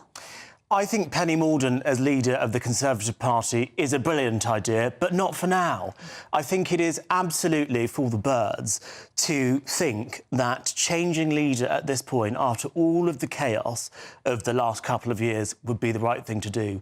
The sense I get from the public and from our viewers and listeners is that it wouldn't make one shred of difference who was leading the Conservative Party. I think what needs to happen is that Conservative MPs just need to get behind Rishi Sunak, and the Prime Minister himself needs to improve his operation at Number 10, because his response to the Tory race scandal this week involving Frank Hester and Diane Abbott this week was unacceptable, and he needs to do better. One comment I read today, one of you, which did make me smile, was Rishi Sunak's very good at missing an opportunity. He has every opportunity and he misses them in terms of when it comes to handling crises. He's always behind the curve. And there are people in the party who are not behind the curve, and I just wish perhaps he would field advice from people to help him handle these situations better. We saw this week Kwasi Kwarteng and Kemi Badenoch come out before the Prime Minister and handle this issue better. So I think it's an issue of who he takes advice from rather than the man himself. Emma, what do you think? Penny Mordaunt, yes, potentially, but this is not the right time. If they'd elected Penny Mordaunt over Rishi Sunak when they had the chance, that probably would have been a better choice. But the idea that they could impose another unelected Prime Minister on a country and that would improve their chances, that's just crazy. The country are already cross at the chaos, as Albie said. This is just not the moment. Rishi has to face the electorate sooner rather than later, in my opinion. But I think the Tories have to go into the electorate with the leader they've got. Could Penny Mordaunt, though, help heal the factions, the very different factions that we now see within the Tory party? So could she help their image, even if they ultimately lose? Could she improve their image going forward? Everyone who's come forward has said that that's what they're going to do. That was supposed to be Rishi's big thing, that he could bring together the Tory party. Integrity, honesty, all of those things that seem to have fallen by the wayside, particularly this week, as Albie's been saying. There's no professionalism. That was one of the key things. Rishi is going to bring this sort of centrist professionalism. We've had neither centrist nor professional. We've lost honesty and integrity. I think he was trying to contrast himself to Boris Johnson, but he's just become the worst version of every aspect of what people think when they think badly of the Conservatives. And they don't... I mean, I'm of the left, as you know, but I think sometimes people do think better of the Conservatives than they do at the moment. And Rishi has, instead of bringing the Conservative reputation up, the Conservatives have dragged his reputation right down. I think one thing I would say is that if we could actually focus on Rishi Sunak's record since he's been in office, it would actually be a much better thing, which is why I say he needs to handle situations better so he's not blown off course. Because inflation has been cut by more than a half. We have seen taxes come down. We have seen small boat crossings down by a third. We are seeing the economy growing, and we are going to see debt falling as a proportion of GDP by 2028. So he's on track to reaching all 5 of his pledges, but he keeps getting blown off course by events and not handling them in the proper and correct way. These events which, I mean, the Frank Hester comments, racist comments, were from, 4 or 5 years ago. But he could have just come out straight away and dealt with that. And what seems to be the sort of get-out-of-jail card is Rishi Sunak, Britain's first Asian Prime Minister. It's got a very diverse cabinet, almost like, well, that's our defence, so there's no racism here. But that's not a get-out-of-jail card. It's not a defence. Excuse anything. There's a phrase in political communications, which is don't allow something to become a 3-day story. What Rishi has an unerring ability to do is turn a 2-day story into a 5-day story with his umming and ahhing and indecision and inability to get to the place where we all know he's going to have to end up. And I think that's quite an extraordinary lack of ability, either from him or from his communications team, or, frankly, both. But we talk about umming and erring. I mean, we should say Sir Keir Starmer, when it comes to Diane Abbott, that's been going on for 11 months. Oh, absolutely. He hasn't taken the bull by the horns there. Well, I mean... Let me just ask Albie about that. You know, there is criticism that Labour is actually being quite hypocritical. Well, completely, Pip. I mean, this investigation into Diane Abbott's anti-Semitic letter in The Observer, which wasn't even a page long, has been going on for 11 months. I mean, how someone of the left can accuse Rishi Sunak of umming and ahhing because he took a couple of hours longer than we would have liked to get to the position that we knew was right, I think is a little bit rich. Keir Starmer has a track record of umming and ahhing and changing his mind. 1 minute he's supporting 28 billion for the climate cause. Next minute he's not. 1 minute he wants free movement of people. Next minute he doesn't want it. 1 minute he wants to nationalise our utilities. The next minute he wants to keep them private. This is a problem of the left as well. I'm not saying that this process has been handled well. What I am able to say is when Labour does things wrong, I can say it, even in an election year. And I think that the 11 months is far too long. Justice delayed is justice denied. There should be an answer for Diane Abbott. One way or the other, there should be an answer. And I'm perfectly happy to say that. And I don't think that makes me hypocritical when I also criticise Rishi Sunak for being appalling at his communications and decision-making. OK. Well, it's really interesting. There was lots more I wanted to ask you about, including what happened with Diane Abbott in the House of Commons. Could that come back to haunt Lindsay Hoyle, for example? But maybe we can talk about that in another hour. Unfortunately, time, as always, runs away with us. But thank you both. You are with me, Pip Thompson, on GB News Saturday. Good afternoon to you. Lots more coming up on today's show. Pro-Palestinian protests are taking place in cities across the country today. They are calling for a ceasefire in Gaza. They are the first marches to happen since Michael Gove earlier this week unveiled the government's new definition of extremism. We will be reporting from one of the protests. In fact, those are live pictures now. I can't actually see how well attended they are. We'll get more idea of that from our reporter Theo Chikomba very shortly. You're with Britain's news channel. It's GB News.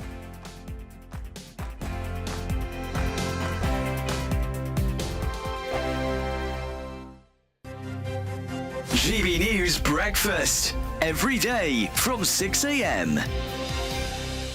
Absenteeism. And parents whose children miss a week or more of school face increased fines in a government drive to tackle absence. This is another one of those government policies which has done nothing to improve the education of our children. In fact, since this was originally introduced some 10 years ago, the educational standards for our children, the 11-year-olds who can't read when they go up to primary school, have got worse and worse and worse. So it's not working. So what do? They just increase the fine. Like, that may make it work. Most of the parents who get fined are taking their kids out so they can take them on a holiday before the holiday companies push the prices up. And frankly, as a parent, if I've got a £600 discount on my holiday versus a £60 fine, I'm going to go for the £60 You'll suffer fine. the fine. Yeah. Let's not forget the other huge absence that children had recently during COVID. Schools were closed for months and months on end. Online learning was really not making up for that. So how could, it's very difficult for the government to say it was fine for us to take your kids out of school for months, but if you take them off for a few days to go to Disneyland, then you are the worst parent ever and you should be... But also, it's the pandemic that caused some of the problems with absenteeism now. Absolutely. Because the mental health issues that some of these children now have. And there are tens of thousands of children, they call them ghost children, that have simply disappeared from the school register. So it would be nice. It's really, really scary situation. I'm not saying that the government is, taking great measures. Well, I think one of their plans is to have a national register, which would help with that. Which would definitely help. But I think they can't deal with the real problem, so they're going after actually perfectly, decent parents who are just taking the odd day off, to save money, frankly. I'm Andrew Doyle. Join me at 7 o'clock every Sunday night for Free Speech Nation, the show where I tackle the week's biggest stories in politics and current affairs with the help of my two comedian panellists and a variety of special guests. Free Speech Nation, Sunday nights from 7 on GB News, the People's Channel, Britain's news channel. Your weekend starts here with Friday Night Live with me, Mark Dolan, 8 till 9 on GB News. Big stories, big guests and big laughs as we get you ready for a cracking weekend. That's Friday Night Live with Mark Dolan. Fridays 8 till 9 on GB News. Bring your own drinks. The admission's free. Join us every night on GB News at 11 p.m. for Headliners, which is 3 top comedians going through the next day's news stories, which is exactly what you need, because when the establishment has gone crazy, you need some craziness to make sense of it. So join us 11 p.m. every night on GB News, the People's Channel, Britain's news channel.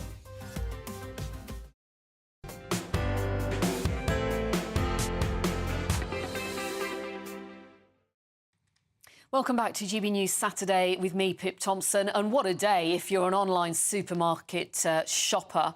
It's turning into a shocker. Sainsbury's and Tesco now frantically trying to fix a technical issue. Tesco, we talked about Sainsbury's earlier, Tesco now saying that it's cancelling some of its online orders that were due for delivery today.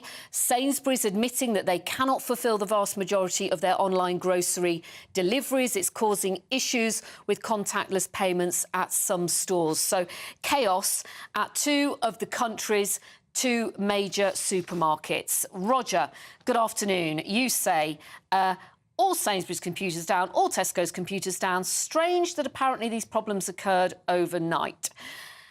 The conspiracy theories are going to start, aren't they? Barbara, I have a delivery due today, this lunchtime. I'm reliant on delivery because of disability. However, I do have porridge and tins in the cupboard. Barbara, I do hope you've got some neighbours as well that might be able to assist you too. Billy, delivery due again this lunchtime. You're stuck. And we've got loads more people getting in touch saying they just cannot get their online deliveries and they are having to get to the supermarket instead. Keep letting us know how you are being affected. If you actually want to come on, talk to me. We can get that sorted as well. We want to know what is going on because it is now Tesco. It's also been Sainsbury's. Huge problems today. People expecting their online deliveries today are not going to be able to get them till earlier next week and are being advised to reorder. Let's talk now about these pro-Palestinian protests that are happening once again in cities across the country. They are calling for a ceasefire in Gaza because of that massacre that happened on October the 7th, which has unleashed that Israeli defence. And then in Gaza, we now hear that the death toll is over 31,000 people. Now, these are the first marches to go ahead since Michael Gove unveiled the government's new definition of extremism. Earlier this month, Prime Minister Rishi Sunak warned that Britain's multi-ethnic democracy was being undermined by both Islamist and far-right extremists. Well, joining me now is GB News national reporter Theo Chikomba, who is at one of the protests. Theo, it looks like it's underway. How well attended is it this afternoon? Well, now I'd say there's several hundred people now just over my right shoulder. We can just see them. They've been walking from the Islamic Centre in just around a mile from here, actually, in Woolwich, and now they're here in the town centre. And as we've been speaking to some of them as they've been walking, and they're saying this is a really important issue that we want to highlight, considering the political noise among the clamour that we've been hearing in the last couple of days. Now, of course, Michael Gove this week announced a new definition for extremism, which includes, well, he says it's for those who say that there's been issues like this, particularly with extremism in protests like this one that we're seeing here in Woolwich today. Now, of course, we've been speaking to some of them here as they were coming towards this location. This is what they have to say. I want to express solidarity with the people of Gaza and Palestinians in general. I'm totally against what the Israelis are trying to do, effectively, is genocide. They call us anti-Semites, and I'm Jewish myself, so it's just absolutely ridiculous. It really is. Well, hundreds of thousands of people have marched in the main national demonstrations over the last 5 months. Opinion polls show between 2/3 and 3/4 of the public support the demand for an immediate ceasefire. So yes, all the many, many rallies I've spoken at over the last few months have all been extremely well attended, and that's reflective of British public opinion. And Rishi Sunak and Keir Starmer would both be well advised to listen to it. It's what needs to be happening. You know, we need to do more than we're doing now, and just bringing more people in. You know. Well, groups like this one have said they condemn the statement that Michael Gove put out this week, referring to that new definition of extremism, and that they say people in Israel are suffering with starvation and a lack of food shortage in the nation. And they're saying we're having to come out every week so that people in government can hear what we have to say about the issue ongoing in the nation of Israel. And they are also saying that actually we should have the opportunity to come out here, considering these new laws may end up silencing groups who are highlighting the issues happening in their communities. Now, of course, this new definition is saying that people who say things like what we've been seeing, particularly with extremism, some of the banners that we've seen in central London, for example, and they're trying to curb that and to stop people doing that. But for now, though, it's lots of people have turned up and they'll be here for the rest of the afternoon as the rally starts to take place here in the town centre in Woolwich. Theo Chikomba, thanks very much for bringing us that update from one of the protests that's happening across the country today. Good afternoon, you're with me, Pip Thompson, for GB News Saturday. Lots more coming up on today's show. First, let's get the latest on this, well, meltdown, this IT meltdown that's going on with Sainsbury's and Tesco today, from Tatiana.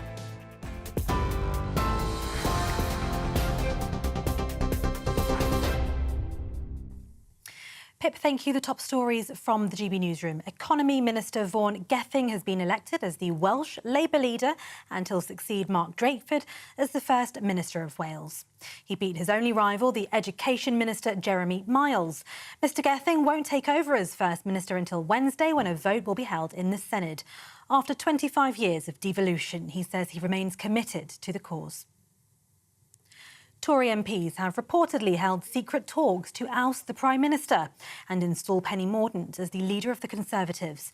According to The Telegraph, a meeting has taken place between a group of right-wing Tories and MPs who supported Ms Mordaunt in the previous two leadership elections. This comes after a week that saw former Tory Deputy Chairman Lee Anderson join the Reform UK party and Rishi Sunak rule out a general election in early May. And as you've been hearing, thousands of shoppers won't get their online groceries delivered today. Sainsbury's have announced that they can't fulfil most of their online orders because of an error with an overnight software update. The company also says that some shops are affected as well due to issues with contactless payments. They say they're working hard to fix the issue. And Tesco has also been hit with an IT breakdown, also affecting home deliveries. Motorists have been avoiding the M25 after the first ever planned daytime closure began late last night. Drivers have been warned to stay away from a 5-mile stretch in Surrey between junctions 10 and 11, which has been shut until 6 o'clock Monday morning. An 11.5-mile diversion route has been created to direct motorway traffic along A roads.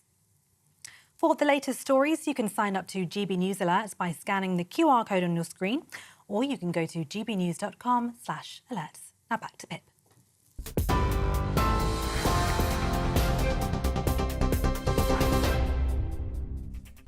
Thanks very much, Tatiana. Yes, do keep your comments coming in about what's going on with Sainsbury's and Tesco. Absolute chaos when it comes to your online shopping.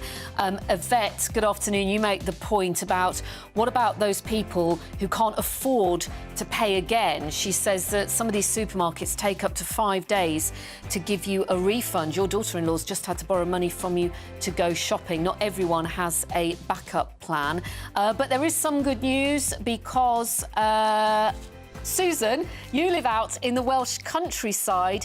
Your delivery from Sainsbury's was booked between 10 and 11 this morning and it has just arrived. You are very happy. Well, good for you, Susan, but we are getting reports that lots of problems with Sainsbury's today and also loads of problems with Tesco. So keep your experiences coming in, won't you? GB Views at gbnews.com. Lots more coming up, including there's a new report delving into the state of the nation's teeth. How are your teeth today? 1 in 3 people apparently have untreated dental issues, but how has the cost of living crisis affected our oral hygiene? Let us know. What do you think? I'm Pip Thompson. You're with GB News, Britain's news channel. Good afternoon. Welcome to your latest GB News weather from the Met Office. So a cloudier afternoon for most of us, with rain very much on its way across the UK. This all due to an area of low pressure moving its way towards the UK through the rest of Saturday and into the start of Sunday. So those cloudier skies across much of the UK and some heavy rain for Northern Ireland, Wales and parts of southwest England that will push its way into parts of Scotland through this evening, turning particularly heavy across southern areas and even some snow for the hills. There'll be a brief drier interlude across the southern half of the UK before further rain pushes its way north and eastwards into the early hours of Sunday morning, leaving a very mild night, lows of only around 10 or 11 degrees across much of England and Wales. Across parts of Northern Ireland and Scotland, though, a bit of a chillier start to Sunday and some brighter skies, so some sunshine as we go through Sunday morning. Further south across England and Wales, once that rain clears its way eastwards, there'll be some sunshine developing here too, particularly as we head into the afternoon. However, there will be some showers bubbling up, and these could turn particularly heavy across the Midlands. Another very mild day, temperatures widely above average for the time of year, with highs of 15 or 16 degrees. Monday starts a little drier again for most of us. A band of rain slowly pushes its way eastwards through Monday morning, leaving a dry and bright afternoon for most of us. Plenty of sunshine on offer and temperatures still remaining above average for the time of year. It'll be a changeable rest of the week with further interludes of rain and some drier spells, and those temperatures staying above average. I think the most exciting bit for me is talking to people. People who I think are ignored often by the major news channels. We're going to give news they want to hear. There's a voice there that needs to be heard. I think there's a chance here for a diversity of opinion to be expressed, which you don't find elsewhere. It's really exciting. We don't hold back. We're free to say how decisions that are taken here affect us all around the country. Only on GB News, the People's Channel, Britain's news channel. Join me, Camilla Tominey, every Sunday at 9:30 when I'll be interviewing the key players in British politics and taking them to task. This report basically says that he's not fit to stand trial. With an upcoming election looming over Westminster, now is the time for clear, honest answers. I agree. And that's precisely what I'll get. Is he indecisive? Incompetent? That's the Camilla Tominey Show at 9:30 every Sunday on GB News, the People's Channel, Britain's election channel. I'm Michelle Dewberry, and I'm not here to tell you what to think. I'd much rather hear what you have to say. So send in your opinions to gbviews@gbnews.com. Keep them clean, and you never know, I might read them out. With my panel here on Jubes & Co, we debate, we get stuck into the issues of the day on a show where all views are welcome, especially yours. GB News, the People's Channel, Britain's news channel. 2024, a battleground year. The year the nation decides. As the parties gear up their campaigns for the next general election. Who will be left standing when the British people make one of the biggest decisions of their lives? Who will rise? And who will fall? Let's find out together. For every moment, the highs, the lows, the twists and turns. We'll be with you for every step of this journey. In 2024, GB News is Britain's election channel.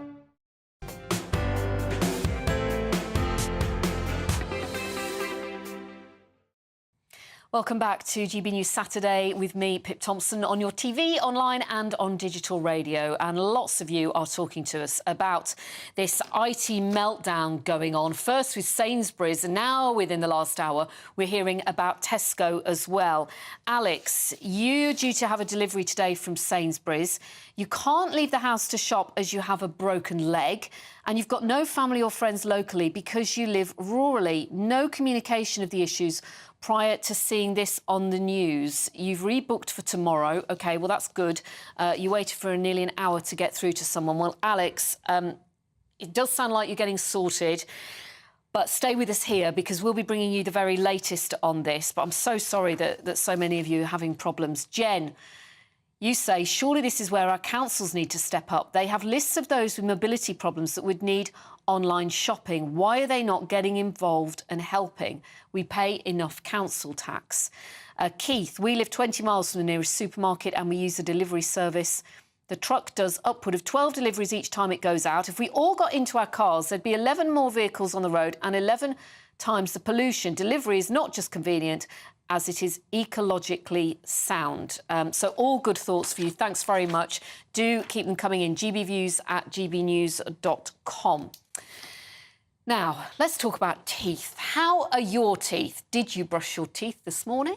Do you brush your teeth twice a day? Well, somebody is about to come, is going to be telling us that we absolutely need to, because regular brushing is such an important part of oral hygiene. And a new report delving into the state of the nation's teeth has found that 1 in 3 of us have untreated dental issues, and 30% of people have switched to cheaper brands of toothpaste and brushes due to the rising costs, the cost of living that many households are struggling with. Well, joining me now is dentist and influencer, Dr. Serena Segal. Good afternoon to you, Dr. Segal. Really good to see you. Well, you know, many people who are doing their online grocery orders today with Sainsbury's and Tesco probably did order toothpaste and they haven't gotten it, and they might have run out because it's not arrived today. But is the brand of toothpaste super important here, or is it more about the toothbrush? Because I was told a long time ago by my dentist, electric toothbrush, Pip, that is the way to go. You're exactly right. I mean, the action of mechanically removing plaque, so using a brush, is much more effective than the brand of toothpaste itself. But in terms of the ingredient in toothpaste that we're looking for, it's something called fluoride. And fluoride is essential to help remineralize and strengthen our teeth. So that's an ingredient because we see a lot of toothpaste being sold on the market that actually don't have any fluoride in there. And actually your teeth are not getting that extra protection. So it's really important to use a toothpaste with fluoride. And in terms of brushing, using an electric toothbrush is just much easier. You know, you're brushing your teeth first thing in the morning, last thing at night. You're going to be a bit tired in those times. So using an electric toothbrush, you just hold it against your tooth and gum and it does all the work for you. So it's just much easier in my opinion. But you have to use your electric toothbrush properly. There is a way to doing it, isn't it? And also, as with any toothbrush, electric or not, it's getting to those back teeth that's the problem. And that's where all the plaque can end up. You're exactly right. Yeah, there is a technique of actually brushing your teeth, although it sounds really simple. With an electric toothbrush, you have to hold it against the tooth and the gum. Ideally, you want a pressure sensor in that toothbrush so you know exactly when you're pressing too hard. But if you're using a manual toothbrush, you need to move it around and small circular motions. But actually what I see is people who use manual toothbrushes, they tend to over scrub and over brush, which can actually lead to gum recession and your enamel thinning long term. And what's the key to when you brush your teeth? So sometimes I will get up in the morning and I will have breakfast and then I'll brush my teeth. Is that wrong? Unfortunately, that's wrong. So the best time to brush your teeth is first thing in the morning, as soon as you wake up. If you're brushing after you eat and after breakfast, essentially when you eat, your mouth goes in an acidic state. And if you're brushing your teeth straight after you eat, you're brushing your teeth in that weakened acidic state. So your teeth are actually under attack and they're much more vulnerable. And you can actually do more harm than good. So we would never recommend to brush your teeth straight after a meal. Wait at least half an hour or brush your teeth before breakfast. It's just the better way to do things, brushing first thing and last thing you do before night, and then you can carry on your day. And what would you say to those people who quite legitimately say, well, this is all very well and good, you dishing out this all very valuable advice, but the main problem here is I can't get an NHS dentist and my teeth are in a right state and no amount of brushing is going to fix that until I see a dentist. What do they do? I totally appreciate that, and it is so hard to get an appointment right now. There's loads of different factors involved. It's so hard due to COVID. Also, COVID played a huge part. There's still a huge backlog of patients that aren't being seen today. Rising costs of living, as you said, it makes it very difficult for people to even afford brushes, toothpaste, things like that. And that's why I'm really excited to partner with Superdrug, who actually have a 20% reduction in price across a huge range of dental products, which is the equivalent of VAT, to encourage those to brush better at home, because it really does start with prevention. A lot of dental diseases are preventable: tooth decay, gum disease. And of course, if it gets to a certain level, they need to have treatment by a dentist, but we can actually prevent a lot of these diseases from happening. So that's what we're trying to encourage. We're trying to make dental products by Superdrug more accessible, more affordable, so that people can prevent these diseases from happening in the first place. But I totally sympathize. It's so hard to get an appointment with an NHS dentist for treatment at the moment. What I would definitely recommend is dental insurance. That can help you get access to a dentist quicker, and keep trying with your dentist because they have emergency appointments, they have cancellations. So keep trying on those waiting lists. Yeah, and of course, there is lots of choice out there. There's lots of shops you can go to if you want to get your toothbrush, your electric toothbrush. There's a huge range of electric toothbrushes these days, and all your flossing products as well. So thank you, Dr. Serena Segal. Really valuable advice there, and something very simple. Just don't eat as many sweets, as nice as they are. Maybe just cut back a little bit on those. I know I will. You're with me, Pip Thompson, on GB News Saturday. Great to have your company this afternoon. Lots more coming up on today's show. We will, of course, be keeping you up to date with what is going on with online deliveries at Sainsbury's and Tesco today. Yep, two of our major supermarkets on the same day experiencing huge problems. And we're also talking about doggies. Oh, one of my favourite subjects. It's been scientifically proven that dogs, I mean, I don't need to say this, I know this already. They really are man's and woman's best friend.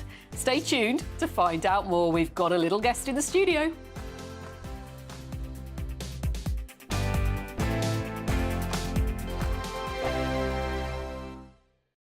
This is GB News, Britain's news channel. Now, I'm sure you have seen this video that went viral this week, and if you haven't, well, I think you're going to enjoy it.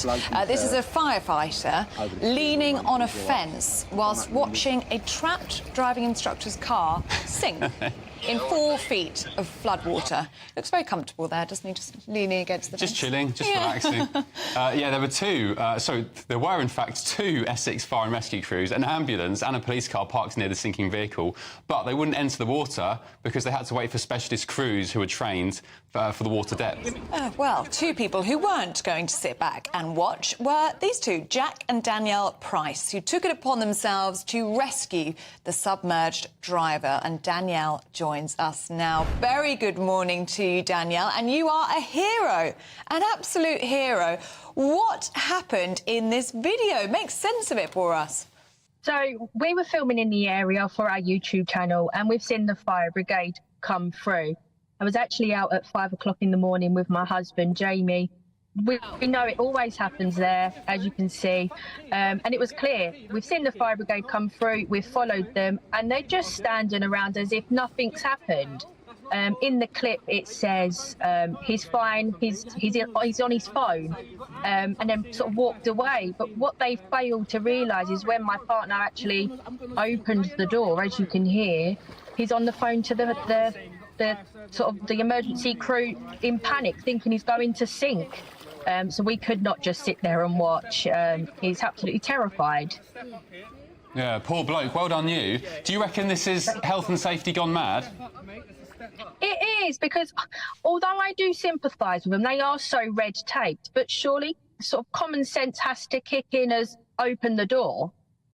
2024, a battleground year. The year the nation decides. As the parties gear up their campaigns for the next general election. Who will be left standing when the British people make one of the biggest decisions of their lives? Who will rise? And who will fall? Let's find out together. For every moment, the highs, the lows, the twists and turns. We'll be with you for every step of this journey. In 2024, GB News is Britain's election channel.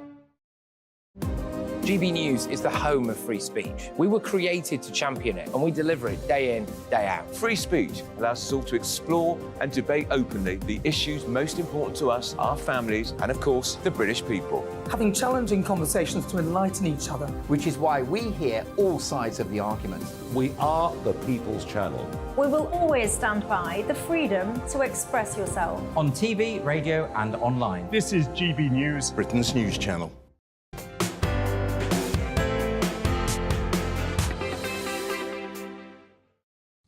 Hello again, welcome back to GB News Saturday with me, Pip Thompson. We're having a little Pip Talk this afternoon on your TV, online and on digital radio. Lots of you still getting in touch with your thoughts about this IT meltdown that is affecting Sainsbury's and Tesco's customers.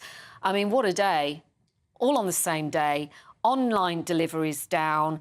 Sainsbury's say they are accepting cash and chip and pin purchases. Barbara, good for you, because you say you've just had your delivery on time. So that's great to know that it's not right across the board. Vanessa, you say, goodness me, if people can't have their food delivery delayed by one day, then they must be the only ones who do not have some sort of food left in the cupboard or freezer. Time to eat the tinned or frozen food that usually gets left. Sarah, I understand people that can't get out of the house, but you have to think, how did we go about it years ago? People are too reliant on home delivery now. But if you do rely on it and you've got your time slot, it can have a knock-on effect if your delivery doesn't arrive. It can cause all sorts of problems. But thank you for all your thoughts. Keep them coming in. Now, I want to get on to our little guest in the studio, because it has been scientifically proven that dogs really are man's best friend. Well, if you're a dog owner like me, of course you knew this, didn't you? Now, they worked this out because groups told to play with dogs for as little as 3 minutes experienced a boost to concentration and lower stress levels. And participants said they were less tired, their depression and stress level eased, and that was after they played with the doggies, they fed them, groomed them, hugged them and walked them. Now, I say I know all this because I have three little treasures. There's Robin, Bindi and Billy, my Tibetan Terrier, who's actually 15 years old now. And my dogs, they are quite frankly my world. Some of you will find this disgusting, but there's little Robin, who is a bit of a licker. I take him to bed with me every night, and I'm completely unapologetic about that because I do wash my bed sheets at 60 degrees almost every day. So joining me to talk about this is dog behaviourist and trainer Anna Webb and her lovely little English toy terrier, 12-year-old Mr. Binks. He is shaking a little bit. I know. Is that normal for the breed? It is. It's normal for Mr. Binks because, you know, he's a rehome. So I've only had him 10 out of his 12 years. And in his first 2 years, lots of things happen, like a broken leg and other things. So this is just a bit of a, recurrence from his past. What has Mr. Binks done for you, Anna? I mean, you, as a dog owner like me, would completely understand this study, but, you know, some people are cat people. Just explain to me what, for you, is that unique relationship that exists between humans and dogs? I think the unique relationship is this teamwork that you build with a dog. It's the fact that they don't judge us, you know. All dogs want is really to have fun. And I think part of the problem with relationships with dogs and humans at the moment is that we transfer a lot of our own stresses to our dogs, and we consider dogs as little people in furry suits. And if you do that, I think you can have a lot of problems because lots of messages get lost in translation because, you know, dogs don't really understand speech, for example. So I think what this study proves is that by tapping into working with your dog, playing with your dog, taking your own dog for walks, shows that you can really build this relationship from a dog's point of view, which you know, means that, you know... It's all right, if he's more comfortable. No, he's fine. We'll clean the sofa afterwards. No, it's a very nice sofa. Oh, he's happier there. That's better. That's good to see. That's good. So this study, it's one of hundreds that proves that dogs are man's best friend. You know, other studies have proved that dog owners live longer than non-dog owners. Dog owners smile more than non-dog owners. But it is that act of just touching and cuddling a dog. It completely calms you down. And, you know, when I come home, I have 3 of the little horrors. All they want to do is just be cuddled. They want to go out for their walk. It gets me outdoors. I mean, I talk absolute nonsense to them, but I swear to God, they understand every word I'm saying. I know, but I think it goes further than just doing a lot of cuddling. I think dogs really love boundaries. Dogs love to learn, you know, and that's why in this study, these people only spent 3 minutes perhaps playing with, the caveat in this study was, which I found interesting, a well-behaved dog. Because if you think you're playing fetch with a dog that brings the ball back to you every time, that's fun, that's relaxing, that's teamwork. But if you're playing fetch with a dog that you throw the ball and the dog disappears around the park with the ball and you spend the rest of your time in the park trying to catch your dog with the ball. That's a different experience. That builds stress and that can build frustration between the dog and the owner. So I did find that interesting, and something, you know, I'm very keen to see amongst the dog-owning community at the moment is more training, you know, more activities with your dog. I think we also have to work a little more into tapping into our dog's emotions. I think too many times, and I joke saying I chat to my dogs thinking they understand what I'm saying, but I think we expect them to think like us, or we need to think more like a dog when it comes to training. That's what I mean. They're not little people in a furry suit. And they're complicated. They're very complicated like this, and at their own way, and they're very sensitive. They are very emotionally intelligent. And, you know, the worry is if you think they are a little person in a furry suit, Anna, you're going to we miss... have to go. I'm so sorry. Right. We Don't have worry. to dash to the weather. Mr Binks can stay, though. Here's your weather forecast coming up now. A brighter outlook with Box Solar, sponsors of weather on GB News.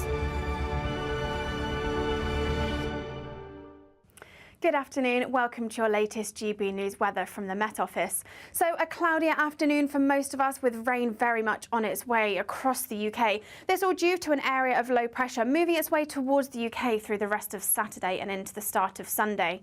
So those cloudier skies across much of the UK and some heavy rain for Northern Ireland, Wales and parts of southwest England that will push its way into parts of Scotland through this evening, turning particularly heavy across southern areas and even some snow for the hills. There'll be a brief drier interlude across the southern half of the UK before further rain pushes its way north and eastwards into the early hours of Sunday morning, leaving a very mild night, lows of only around 10 or 11 degrees across much of England and Wales. Across parts of Northern Ireland and Scotland, though, a bit of a chillier start to Sunday and some brighter skies, so some sunshine as we go through Sunday morning. Further south across England and Wales, once that rain clears its way eastwards, there'll be some sunshine developing here too, particularly as we head into the afternoon. However, there will be some showers bubbling up, and these could turn particularly heavy across the Midlands. Another very mild day, temperatures widely above average for the time of year, with highs of 15 or 16 degrees. Monday starts a little drier again for most of us. A band of rain slowly pushes its way eastwards through Monday morning, leaving a dry and bright afternoon for most of us. Plenty of sunshine on offer and temperatures still remaining above average for the time of year. It'll be a changeable rest of the week with further interludes of rain and some drier spells, and those temperatures staying above average. That warm feeling inside from Boxed Boilers, sponsors of weather on GB News. Thanks very much, Ellie. And I do want to say thank you very much to Mr Binks and to Anna, because I did cut you off there, but I understand completely the point that you were making. Having a dog is like having a child. It is a huge responsibility, and just don't have them if you haven't got the time for them. Thank you both so much for coming in. Lots more coming up on today's show. Sainsbury's and Tesco, huge problems with online deliveries today. We'll bring you the latest next. Want to be a winner? You've won £18,000. Oh, flipping heck. I don't know what to say. Enter our massive spring giveaway with 3 big seasonal prizes to be won. There's £12,345 in tax-free cash to give your finances a spring boost. We'll also send you on a shopping spree with £500 worth of vouchers to spend in the store of your choice. You'll also get a garden gadget package. For another chance to win the vouchers, the treats and £12,345 in tax-free cash, text GBWIN to 84902. Text costs £2 plus 1 standard network rate message. Or post your name and number to GB03 PO Box 8690 Derby DE1 9TT. UK only. Entrance must be 18 or over. Lines close at 5 p.m. on Friday the 29th of March. Full terms and privacy notice at gbnews.com/win. Please check the closing time if watching or listening on demand. Good luck. From 10 a.m. every Saturday, we want to make you think and we want to make you laugh. So we will give you all the top stories. Now we start with a story that has shocked the nation this week. But we're also going to make it light and fun and bring some entertainment in to make your Saturday morning nice and restful. Only on GB News, Britain's news channel. every Sunday from 11. Join Michael Portillo. There'll be topical discussion, looking at the week before and the week to come. So kick back and relax at 11 a.m. on Sundays on GB News with me, Michael Portillo. GB News, the People's Channel, Britain's news channel. GB News is the home of free speech. We were created to champion it, and we deliver it day in, day out. Free speech allows us all to explore and debate openly the issues most important to us, our families, and of course, the British people. Having challenging conversations to enlighten each other. Which is why we hear all sides of the argument.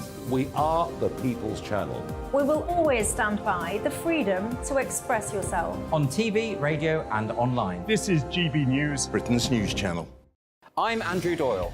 Join me at 7 o'clock every Sunday night for Free Speech Nation, the show where I tackle the week's biggest stories in politics and current affairs with the help of my 2 comedian panellists and a variety of special guests. Free Speech Nation, Sunday nights from 7 on GB News, the People's Channel, Britain's news channel. Join me, Camilla Tominey, every Sunday at 9:30 when I'll be interviewing the key players in British politics and taking them to task. This report basically says that he's not fit to stand trial. With an upcoming election looming over Westminster, now is the time for clear, honest answers. I agree. And that's precisely what I'll get. Is he indecisive? Incompetent? That's the Camilla Tominey Show at 9:30 every Sunday on GB News, the People's Channel, Britain's election channel.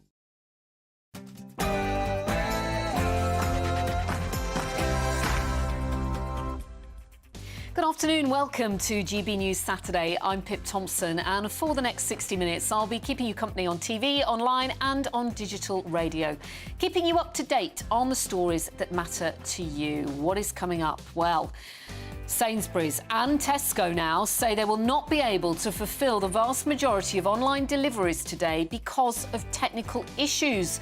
Customers have been contacting the supermarket on social media to report issues with their online orders. 2 of our major supermarkets on the same day. Could this be a cyber attack? Was the Church of England's slavery fund a little like bribery? Well, that's what one Tory peer seems to think. Why? Well, we're going to be finding out. The fund was set up to invest in members of disadvantaged black communities, but now the man who led the inquiry into racial inequality says the church's investment scheme is, I quote, for show. Is he right? And pro-Palestinian protests are taking place across the country, calling for a ceasefire in Gaza. They're the first marches to happen since Michael Gove unveiled the government's new definition of extremism.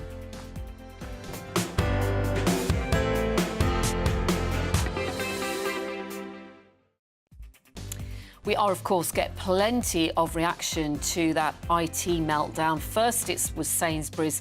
Now it was Tesco. For example, Mike says, we've come from Sainsbury's in Hove.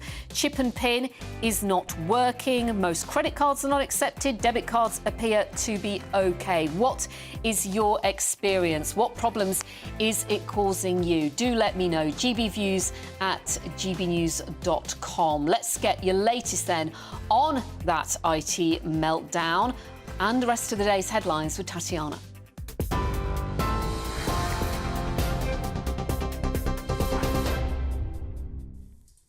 Pip, thank you. And as you've just been hearing, thousands of shoppers won't get their online groceries delivered today. Sainsbury's and Tesco have both said their IT systems have suffered technical issues, meaning they can't fulfil online orders. Sainsbury's say that some shops are affected as well due to issues with contactless payments, and they're working hard to fix the issue. Tesco says they're sorry for the inconvenience. Economy Minister Vaughan Gething has been elected as the Welsh Labour leader and he'll succeed Mark Drakeford as the First Minister of Wales. He beat his only rival, the Education Minister Jeremy Miles. Mr Gething won't take over as First Minister until Wednesday, when a vote will be held in the Senate. After 25 years of devolution, he says he remains committed to the cause. Today, we turn a page in the book of our nation's history. A history that we write together. Not just because I have the honour of becoming the first black leader in any European country, but because the generational dial has jumped too. Like Ken and Jane, devolution is not something that I have had to get used to or to adapt to or to apologise for. Devolution, Welsh solutions to Welsh problems and opportunities, is in my blood. Tory MPs have reportedly held secret talks to oust the Prime Minister and to install Penny Mordaunt as leader of the Conservatives. According to The Telegraph, a meeting has taken place between a group of right-wing Tories and MPs who supported Ms Mordaunt in the previous 2 leadership elections. This comes after a week that saw former Tory Deputy Chairman Lee Anderson join the Reform UK party and Rishi Sunak rule out a general election in early May. Senior political analyst at Orthodox Conservatives David Moore told GB News the change might be what's needed to boost public confidence.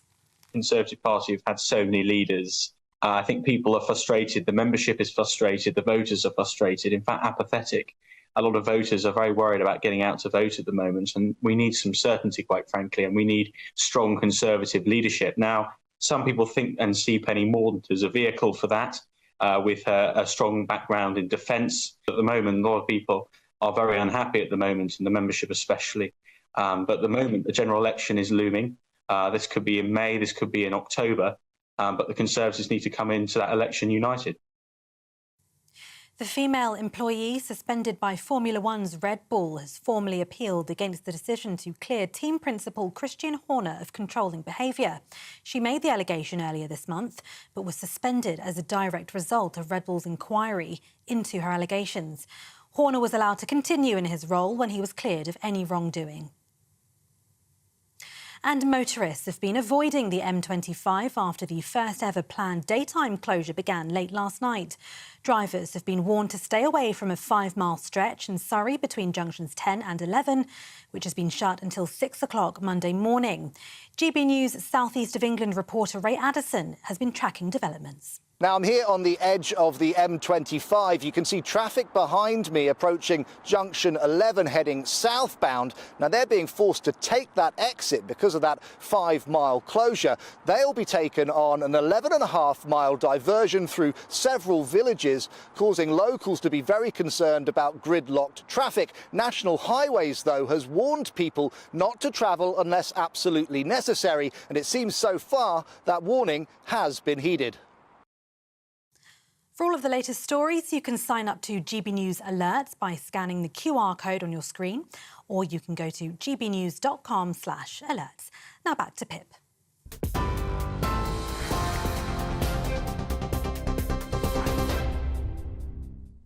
Thanks very much, Tatiana. Let's bring you up to date then with what on earth is going on at 2 of our biggest supermarkets, Sainsbury's and Tesco, on the very same day. They've been hit with technical issues. Sainsbury's customers are able to make contactless payments following an overnight software update, which meant that the firm was not able to fulfil most of its online deliveries. And then Tesco's had to cancel some online orders that were due for delivery as well. Both chains have apologised to customers, and they are, of course, working frantically to solve the issue. Lots of you getting in touch about this, and lots of you affected. Amanda, you say, well, it's not a glitch. You think a cyber attack can be the only answer. Peter, my delivery from Tesco this evening was cancelled this morning. They're both blaming it on technical difficulties. The chances of those difficulties happening on the same day being a coincidence, well, you think they are next to zero. Well, our reporter, Theo Chikomba, our GB News national reporter, has hot-footed it to a Sainsbury's supermarket. What's happening there, Theo? Is it extra busy today because of this issue with online deliveries? What are people telling you? Well, what are the chances of 2 of the biggest supermarkets in the country, not 1 but 2 of them, having technical issues? So we're at Sainsbury's at the moment in Woolwich, and Sainsbury's, the CEOs put out a statement today saying that they did an overnight update and now the system isn't working as it should do. Now, the vast majority of orders, they say, won't be delivered today, and those people who have ordered won't be charged for those orders that they've placed today. Now, we have to think about those people who aren't able able to come to supermarkets, perhaps those who are disabled, and others who use, we live in a digital age now where people rely on digital platforms. We're all going online now and ordering so that we can get what we need delivered to our doorstep, and they won't be able to get those. But they do go on to say that they're hoping the situation will be resolved by tomorrow. And then we also have Tesco, another big supermarket in the UK, this is also affecting thousands of their customers across the nation. And they say they've had a technical issue today, saying that some of those deliveries, or hundreds of those deliveries, won't be delivered today. Now, of course, this is a day where most people are off work and having to come into supermarkets, or actually being at home and expecting their deliveries to come today. Perhaps they had a meal planned for this evening, which they won't now be able to do unless they're able to get to a Tesco superstore, something like this one. Interestingly though, I've spoken to some customers coming out of the shop. One lady just a few moments ago told me that they're having a technical glitch inside. It's not working as it should do, and they had to put their card in. And as we arrived here, we tried the cash dispenser just over my right shoulder, and it's saying we are sorry, we are not able to help you withdraw any of your cash this afternoon. So a busy day today. The customer services, I'm sure the phones are ringing as people were expecting. Oh, Theo, sorry, I think we just cut you off very briefly there. We just had a bit of a sound issue, but thank you very much for bringing the latest there from outside Sainsbury's. We will, of course, bring you bang up to date with what is happening, because it is quite a day if you are a Sainsbury's or Tesco customer. Is it as simple as a technical glitch? Two supermarkets are on the same day? Or is it something more? We'll let you know. But customers, Sainsbury's customers, they have been sent a letter from the Chief Executive, Simon Roberts. It's a long letter. I'll just read you part of it. And it says, "Dear valued customer, you may have seen in the news this morning that we're experiencing a technical issue which has affected our groceries online deliveries today and some services in our stores. Wanted to let you know about this as soon as possible, what it means for you. Want to apologise to you and every customer if you've been affected by this issue today. Really understand how inconvenient this disruption to your usual service from Sainsbury's will be this weekend." So that is a statement from Simon Roberts apologising, and they are working frantically to get on top of it. Well, let's go to Wales and tell you about Vaughan Gething, because he has replaced Mark Drakeford today as the leader of Welsh Labour and will officially become the next First Minister of Wales next week. A little earlier, the party announced that Vaughan Gething had won the leadership race, beating Jeremy Miles following Mark Drakeford's resignation late last year. Let's look at what the new First Minister said. When your back's against a wall, you want Welsh people by your side, and we'll be there. It's no coincidence that the NHS has its roots here in Wales. No coincidence the heroism and the solidarity shown through the miners' strike. No coincidence that Welsh people are working around the world to build peace and heal division. In times of strife, we unite, we organise, we succeed. Well, joining me now is GB News' political correspondent Olivia Utley. An historic day for Vaughan Gething then, but he is going to have to face quite a few challenges, Olivia. You probably haven't got time to go through all of them, but just give us an outline of what he faces now. Well, absolutely. It's going to be a baptism of fire for Vaughan Gething as he takes the reins next Wednesday. There are specific problems that he has inherited from his predecessor, Mark Drakeford. There's a lot of anger in Wales, for example, about that 20-mile-an-hour driving limit that Drakeford imposed. And there is also a continued issue with Welsh farmers. Mark Drakeford enacted a policy whereby, in order to receive subsidies from the Welsh government, farmers had to give over 10% of their land for environmental causes. So instead of farming on 10% of the land, they had to grow trees. Now, I was in Cardiff a couple of weeks ago reporting on the farmers' protest, and they are very, very angry indeed about this. Lots of signs saying things like, "Mark Drakeford, our sheep don't grow on trees." They're very, very worried that food sustainability in Wales will just go off a cliff when this policy comes into full force. Those are a couple of the sort of Welsh-specific problems that Gething is facing. And then there are problems that he's facing which are also being faced by the rest of the UK. So the main one is NHS waiting lists. We know this is a problem in England, and we know that there is a big knock-on effect. And long NHS waiting list means lots of people waiting for operations. Many of those people can't work. So you get into this issue of long-term economic inactivity from people of working age. That problem is actually accentuated in Wales. In England, just over 5% of people are on an NHS waiting list to see a specialist consultant for just over a year. In Wales, that figure is more like 20%.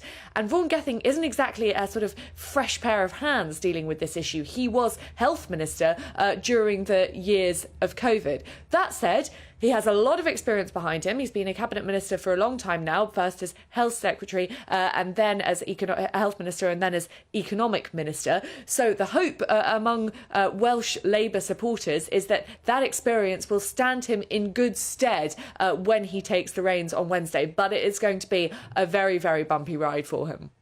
And one of the other things, Olivia, is I was reading that 1 in 4 Welsh children live in poverty. Now, that's been an ongoing problem. Lots of questions will be asked. Will Vaughan Gething be able to have an impact on that?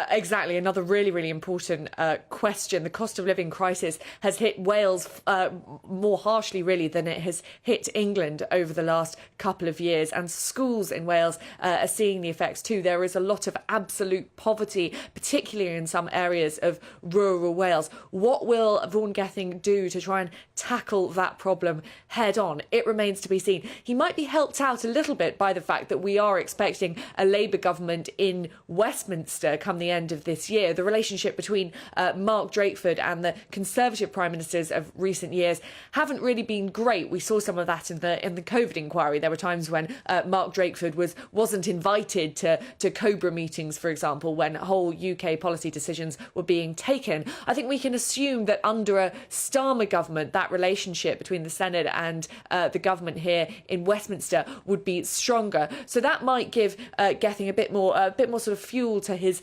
fire when he's trying to sort out these really pressing problems that are affecting Wales. Absolutely. Olivia Utley, political correspondent, thank you so much for your analysis. Thank you. And we've got more analysis, the best analysis and opinion on that story and more. Go to our website, gbnews.com.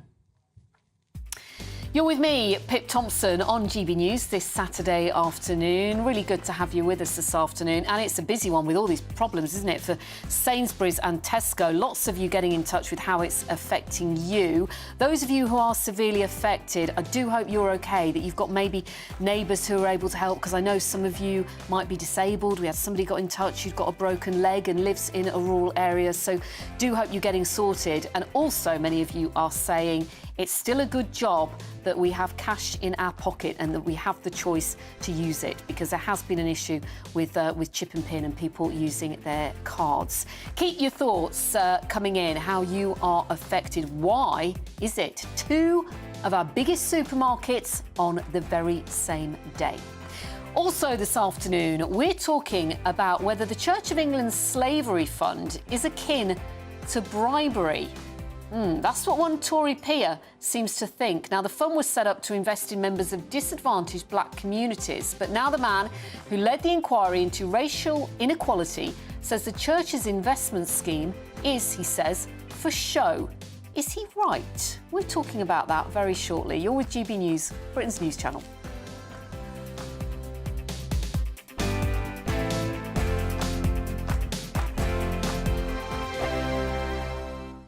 Headliners. Tomorrow's papers tonight. Every night from 11 p.m. Welcome back to Headliners. And Paul, we're going to get straight into Monday's mail for some good old-fashioned, traditional male breastfeeding.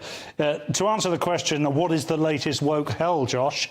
Row as hospitals say hormone-filled milk from trans women who were born male is just as good for a baby as the real thing. It's possible for men, if they pump themselves full of estrogen, to grow larger breast tissue, and they often do. Or you just eat lots of burgers. Exhibit A. But And once you've done that, it is actually then possible to express or lactate a liquid. Okay. If to that liquid you then add another load of pills, medication, chemicals, whatever, that lactation juice can be fed to a baby. We don't really... This is not for the sake of the baby. The baby has no benefits from this whatsoever. The studies are very weak on it. It's a bit worrying because... You know, when hospitals started indulging in homeopathy and having, the NHS had homeopathic hospitals, that was worrying because they're supposed to be a trusted authority. And before saying something like this, there should be an awful lot of study done. I want to shame this hospital. This is whether it's necessary. University Hospital Sussex NHS Foundation Trust. That's who it is. And they have written one of the stupidest sentences I have read aloud in the 2 years that I've been privileged to do this show. It says, the term human milk is meant to be neutral and not gender biased. Yep. Wow. Yep. That's incredible. Yep. Oh, my God, we're laughing at you. I mean, and as someone says here, babies are not props. And that's the scary thing. And when we're not focusing primarily on the health of a baby. No, but the feeling of a person doing it rather than... It's a bit of an odd way to go, isn't it? So... Your weekend starts here with Friday Night Live with me, Mark Dolan, 8 till 9 on GB News. Big stories, big guests and big laughs as we get you ready for a cracking weekend.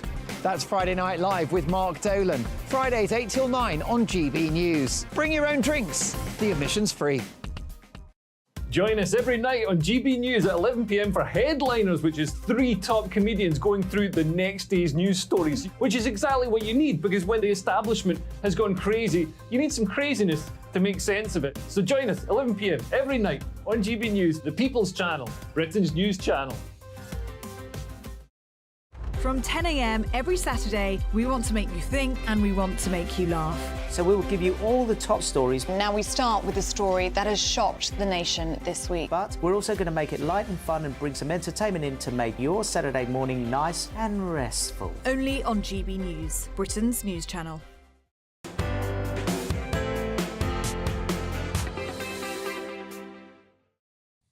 Hello again, you are with GB News Saturday with me, Pip Thompson, on your TV, online and on digital radio. You are continuing to send in your experiences today with 2 of UK's biggest supermarket chains, Sainsbury's and Tesco, both of them on the same day, having what they say are technical issues, although there is speculation that it could be more than that. We will bring you the latest. Joe, good afternoon. Problems at the tills in my Sainsbury's local, and the fridges were also affected. Could this be a coincidence or more?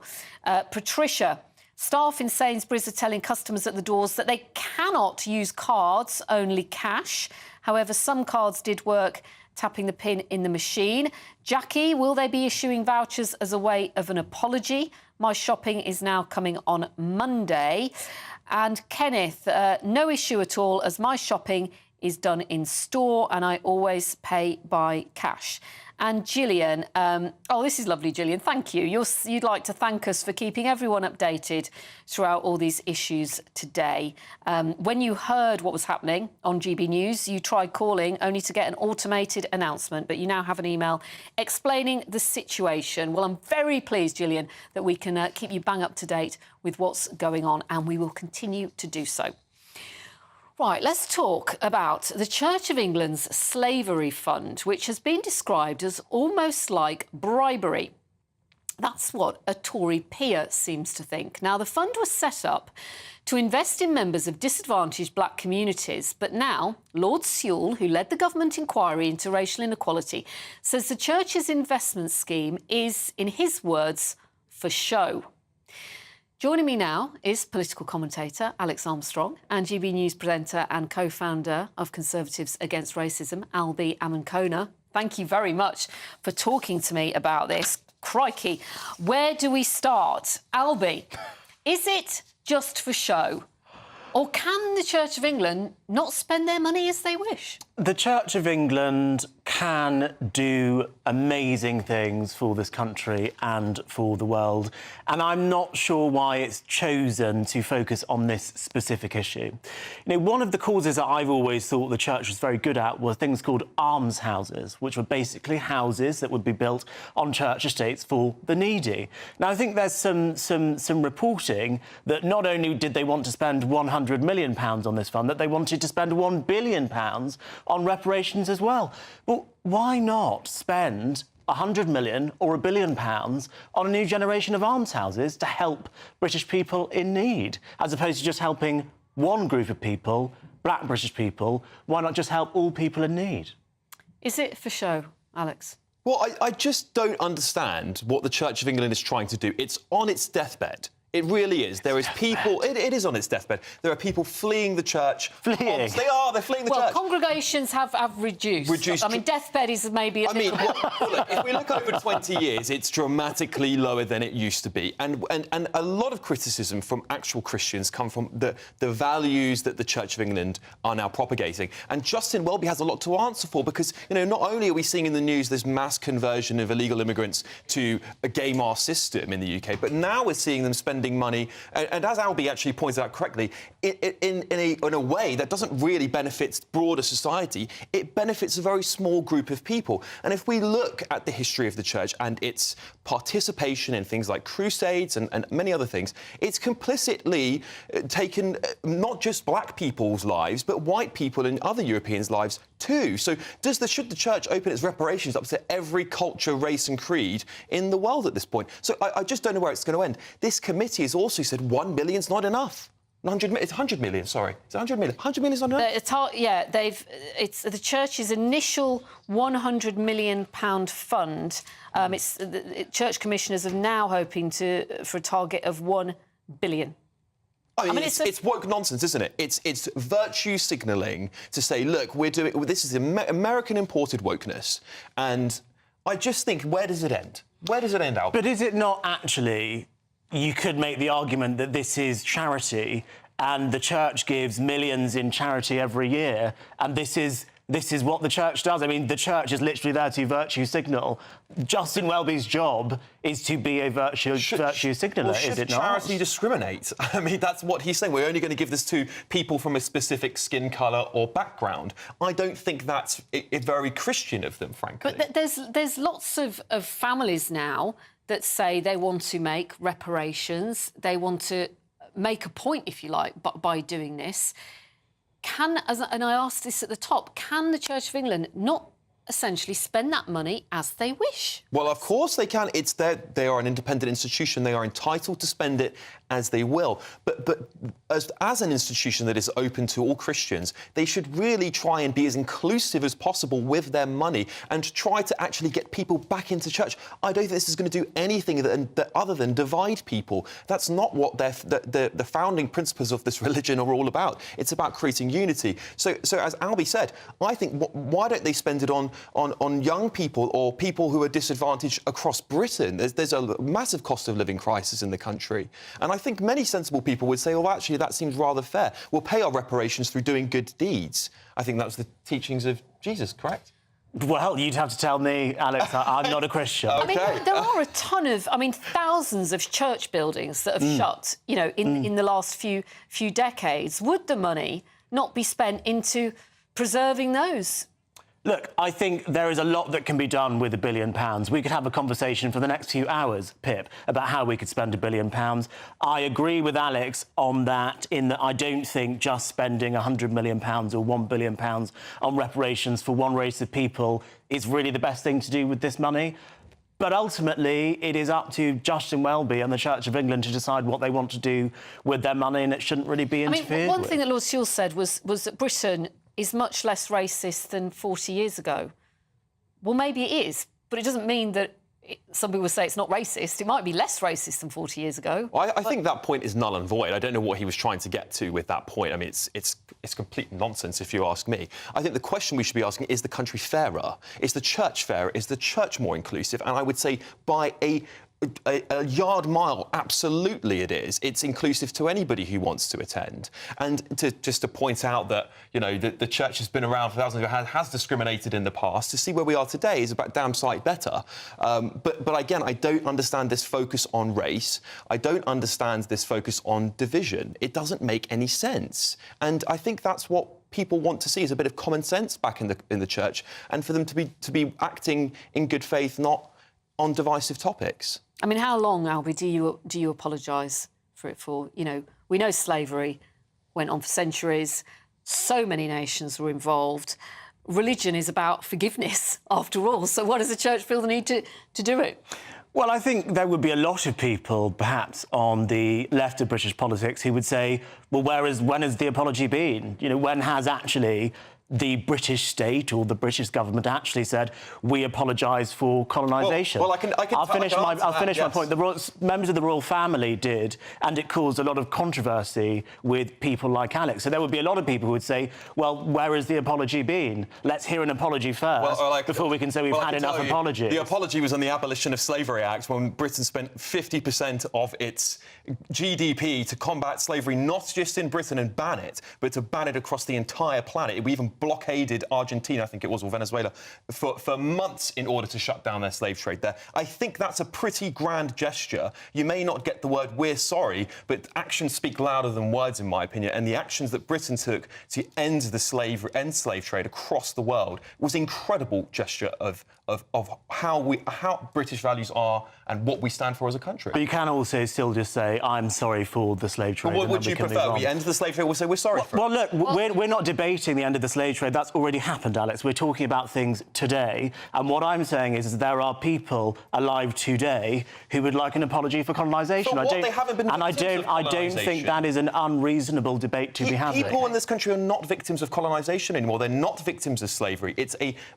And you could, in that which case, you could say that many Europeans and people were also slaves of the church as well. So where does it end? It doesn't end well. It ends in division. It ends in a saying sorry ends in division. Well, of course, not saying sorry, Albie. But so what do you have against it? Actions speak louder than words. I'm not saying it's OK to apologise if you feel the need to, but the actions that we've already taken as a country and as an institution. I mean, actually, the church was one of the leading institutions in ending the slave trade. It had in Clapham, I can't remember what the clergy was called there, but they led the crusade against slavery. So I don't know how much more action needs to be taken, and this won't end, because 100 million will never be enough.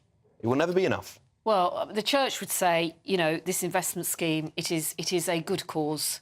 It's to help others, and it needs to be done. Let me ask you both about this Sainsbury's and Tesco outage, this what we call technical glitch today. Albie, do you think there's a little bit more to it? I mean, two of our biggest supermarkets on the very same day having problems affecting thousands of people? Well, it's the issue gripping the nation, Pip, isn't it? I mean, I'm listening to all of these emails that you're reading out, and maybe this sounds a bit harsh, but it's not that difficult to go to a cash point, go to a supermarket or your local market and get your own shopping. Listen, I'm not that old, and we used to do that when I was a child, and it was not a big deal. I just wonder if people... now, you know, people live in rural areas. Get in the car. Listen, they might be disabled. Get your neighbour to do it. It's all, yeah. Well, look, it's all very easy for you until you're in that situation. So privileged, Albie, honestly. Oh, gosh, yes, have good neighbours. Look, I mean, I think, well, look, it's obviously a pretty big deal to people, particularly those who have a weekly shop or have very, you know, especially on a Saturday. This is when a lot of people do their shopping. I think it's the largest shopping day. Well, it's a family shopping day, isn't it? And those people who say, oh, well, a bit like you, get off your backside and get to the supermarket. Again, if you've got a family, if you've got young kids, you might have other appointments to get to. It ain't as simple. I used to love going shopping with my mum when I was younger. Yes. Lucky you. Did you get a banana as you were sitting in the shopping trolley? Or a bag of sweets to distract you?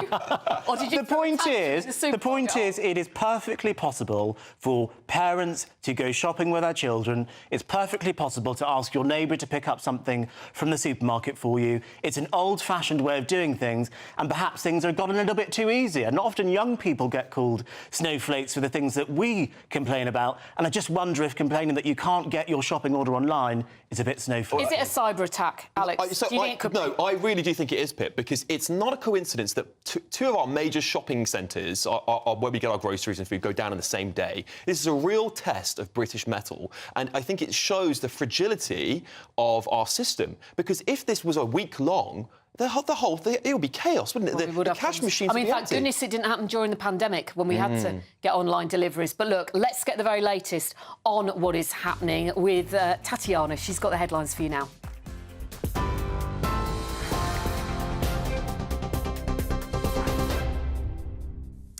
Pip, thank you and good afternoon. The top stories from the GB newsroom. As you've been hearing, thousands of shoppers won't get their online groceries delivered today. Sainsbury's and Tesco have both said their IT systems have suffered technical issues, meaning they can't fulfil online orders. Sainsbury's says that some shops are also affected due to issues with contactless payments, and they're working hard to fix it. Tesco say they're sorry for the inconvenience caused. Economy Minister Vaughan Gething has been elected as the Welsh Labour leader and will succeed Mark Drakeford as the First Minister of Wales. He beat his only rival, the Education Minister Jeremy Miles. Mr Gething won't take over as First Minister until Wednesday, when a vote will be held in the Senedd. After 25 years of devolution, he says he remains committed to the cause. Motorists have been avoiding the M25 after the first ever planned daytime closure began late last night. Drivers have been warned to stay away from a 5-mile stretch in Surrey between junctions 10 and 11, which has been shut until 6 o'clock Monday morning. An 11.5-mile diversion route has been created to direct motorway traffic along A roads. And the female employee suspended by Formula One's Red Bull has formally appealed against the decision to clear team principal Christian Horner of controlling behaviour. She made the allegation earlier this month, but she was suspended as a direct result of Red Bull's inquiry into the matter. Horner was allowed to continue in his role when he was cleared of any wrongdoing. For the latest stories, you can sign up to GB News Alerts by scanning the QR code on your screen, or you can go to gbnews.com/alerts. Now, Pip, it's back to you.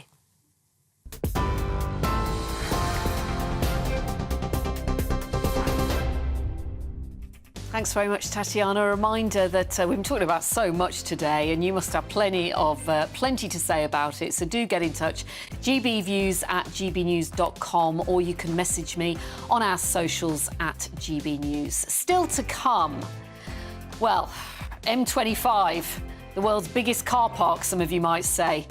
Drivers are being told to stay at home, well away from it, and decorate their bathroom instead of facing this chaos, as a large section of the M25 is locked down for construction work this weekend. We have our reporter who's there bringing us the latest. Do stay with us. I'm Pip Thompson. You are with GB News, Britain's news channel.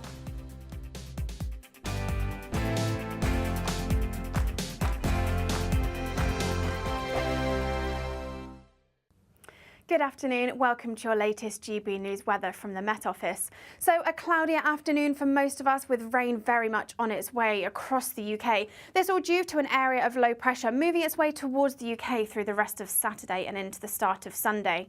So those cloudier skies across much of the UK, and some heavy rain for Northern Ireland, Wales and parts of southwest England that will push its way into parts of Scotland through this evening, turning particularly heavy across southern areas, and even some snow for the hills. There'll be a brief drier interlude across the southern half of the UK before further rain pushes its way north and eastwards into the early hours of Sunday morning, leaving a very mild night, lows of only around 10 or 11 degrees across much of England and Wales. Across parts of Northern Ireland and Scotland, though, a bit of a chillier start to Sunday and some brighter skies, so some sunshine as we go through Sunday morning. Further south across England and Wales, once that rain clears its way eastwards, there'll be some sunshine developing here too, particularly as we head into the afternoon. However, there will be some showers bubbling up, and these could turn particularly heavy across the Midlands. Another very mild day, temperatures widely above average for the time of year, with highs of 15 or 16 degrees. Monday starts a little drier again for most of us. A band of rain slowly pushes its way eastwards through Monday morning, leaving a dry and bright afternoon for most of us. Plenty of sunshine on offer, and temperatures still remaining above average for the time of year. It'll be a changeable rest of the week, with further interludes of rain and some drier spells, and those temperatures staying above average. Big news, big debates, big opinion. Patrick Christie's Tonight is the week's biggest show. Every weekday, 9 to 11 p.m, we've got the inside track on the day's top stories. There'll be sharp takes you won't get anywhere else. We will set the news agenda, not just follow it, and I want to bring you along for the ride. Whatever it is, we'll have our finger on the pulse. It's news, but it's this close to entertainment. Patrick Christie's Tonight, 9 to 11 p.m, only on GB News, the People's Channel, Britain's news channel. I think the most exciting bit for me is talking to people. People who I think are ignored often by the major news channels. We're going to give news they want to hear. There's a voice there that needs to be heard. I think there's a chance here for a diversity of opinion to be expressed, which you don't find elsewhere. It's really exciting. We don't hold back. We're free to say how decisions that are taken here affect us all around the country. Only on GB News, the People's Channel, Britain's news channel. Join me, Camilla Tominey, every Sunday at 9:30 when I'll be interviewing the key players in British politics and taking them to task. This report basically says that he's not fit to stand trial. With an upcoming election looming over Westminster, now is the time for clear, honest answers. I agree. And that's precisely what I'll get. Is he indecisive? Incompetent? That's the Camilla Tominey Show at 9:30 every Sunday on GB News, the People's Channel, Britain's election channel. 2024, a battleground year. The year the nation decides. As the parties gear up their campaigns for the next general election. Who will be left standing when the British people make one of the biggest decisions of their lives? Who will rise? And who will fall? Let's find out together. For every moment, the highs, the lows, the twists and turns. We'll be with you for every step of this journey. In 2024, GB News is Britain's election channel.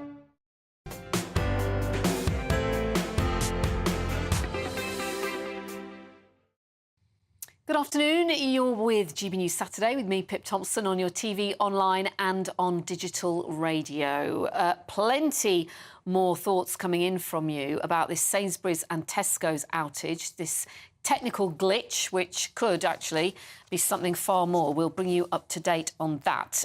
Karen says, the problems today, one of the many reasons that we cannot go cashless. They need to stop forcing cashless on us. Simon says, simple question, who provides their systems? Someone knows, tell us. Lee, and actually Lee, thanks for this, it's an important point. As a former Tesco employee for 30 years, can I please remind the public to not take their frustrations out on staff? Staff will do whatever they can to help you, but please be kind. Yeah, there'll be lots of pressure, I imagine, on Tesco and Sainsbury's staff today. And Glenda says, as a supporter of cash, today's news has raised a smile. Well, I'm not sure many of you are smiling about that, but we will let you know what is going on. But at the moment, both supermarkets, they are very apologetic. Now, drivers, this is another problem today. Drivers have been issued an urgent warning of huge disruption and massive gridlock as a large section of the M25 is closed for major construction works. National Highways has rolled out the first ever scheduled daytime closure of the M25 to demolish the Clearmount Bridleway Bridge to install a very large gantry.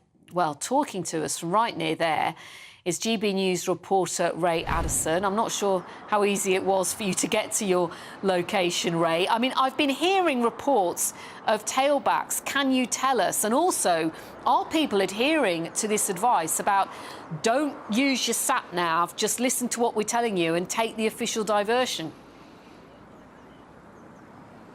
Well, I have to say, Pip, good afternoon. These warnings that have come through from National Highways really do seem to have worked. We've been actually driving up and down this diversion route today several times, and we haven't encountered any significant delays so far. Now, you'll see these signs behind me, this M25 diverted traffic. These are all the way along the route. I'm actually stood here in Ottershaw, which is a small village in Surrey, very, very close to that exit 11 11, junction 11 of the M25. We went down there earlier on and we saw that there were some delays as traffic certainly slowed down as they're forced off of that route. However, traffic flowing fairly well. And if we take a little spin around and we take a look at the traffic here at this roundabout, locals actually have been telling us here in Ottershaw that traffic is actually moving a lot easier than they normally get on a weekend. However, they do say they've been seeing a lot more of these lorries. Although if we spin back round, there you go, there's a Tesco lorry delivering for somebody, perhaps not a home delivery, as we've been hearing. They have encountered troubles today, but perhaps a delivery to a supermarket or a depot of some description. We haven't seen, that's the first Tesco lorry we've seen. We haven't seen any Sainsbury's so far, although we have seen Tesco, we've seen Asda as well, and Marks and Spencer's, so they seem to be unaffected at this time. But this roundabout, normally we hear there's tailbacks of 8 to 11 cars at any one time at this roundabout junction. That hasn't happened today. So that warning from National Highways, stay home, do something in your garden, do something in your bathroom, that seems to have paid off. But we did talk to locals about the expected disruption. This is what they had to tell us. Well, it's bad, but I do agree that the section where the A3 is does need work doing to it. It has needed work for years. I haven't got a problem. It's brilliant. It's brilliant. Every day, close it every day. There's no traffic. We can go anywhere. My wife got to work in 15 minutes this morning. Honestly, I thought it was going to take me ages to get through. I thought that roundabout would be really bad, and I've just driven straight here without any issues. Yeah, if it did get gridlocked, it would be a problem for the ambulances getting out, but generally people move out the way for them, so I'm really surprised how quiet it is. I've just been to Addlestone and back. Addlestone is one of the areas which is supposed to have been diverted through to increase the amount of traffic. I won't say it's completely deserted, but for a Saturday morning it is. What has happened is that publicity is put out to people, don't travel, and they're not. Well, Pip, you hear there was some concern initially about this big ambulance station. If we spin round just very, very quickly, you might just be able to see the ambulance there peeking through the trees. 8 or 9 ambulances, that's a big station here. Local ambulance services, of course, warning people if we do come by and there's congestion, please get out of the way as quickly as you can because we're trying to save lives. So far, nothing significant that we've heard of in terms of traffic, in terms of disruption to ambulance services, and that'll be very, very good news to everybody, especially in these little villages along that 11.5-mile diversion. So far, Pip, seems to be okay. National Highways doing their job. Ray, thank you so much. Yeah, very pleasant surprise to see that traffic moving. Maybe lots of people are at home decorating their bathroom or trying to order their shopping today unsuccessfully. You're with me, Pip Thompson, on GB News Saturday. Lots more coming up, including what is going on with Sainsbury's and Tesco with that technical, it's called a glitch, but I think it could be a lot more than that. We're now getting reports that Argos is affected as well. Of course, Argos is owned by Sainsbury's, but there's reports that they are also hit with these technical issues. Plus, why has one culinary Easter staple landed huge supermarket chains in hot-crossed chaos? There's a little clue. You don't want to miss this. Of course you don't. All that and more to come. You're with GB News, Britain's news channel.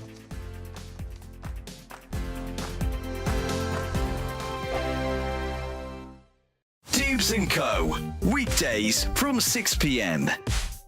Get this right, we all know by now, don't we, that so many NHS workers are abused by people that they're trying to help. We'll all agree that that is pretty damn disgraceful, but what do we do about it? Because now some London hospitals are looking at whether or not they should be able to ban people that do this for a year from those hospital facilities. Is that the way forward? Daniel, do you like this? No abuse, no excuse, that is the campaign? There's no other choice for most people. It's either the NHS or nothing. And if you're going to take that monopolistic power, then you need, I think, you have responsibilities towards people. You can't cut them off.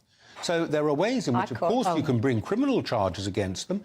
If they commit a criminal offence, that's fine. They might even be locked up in jail. But what you can't do is cut off health services because you're the only supplier.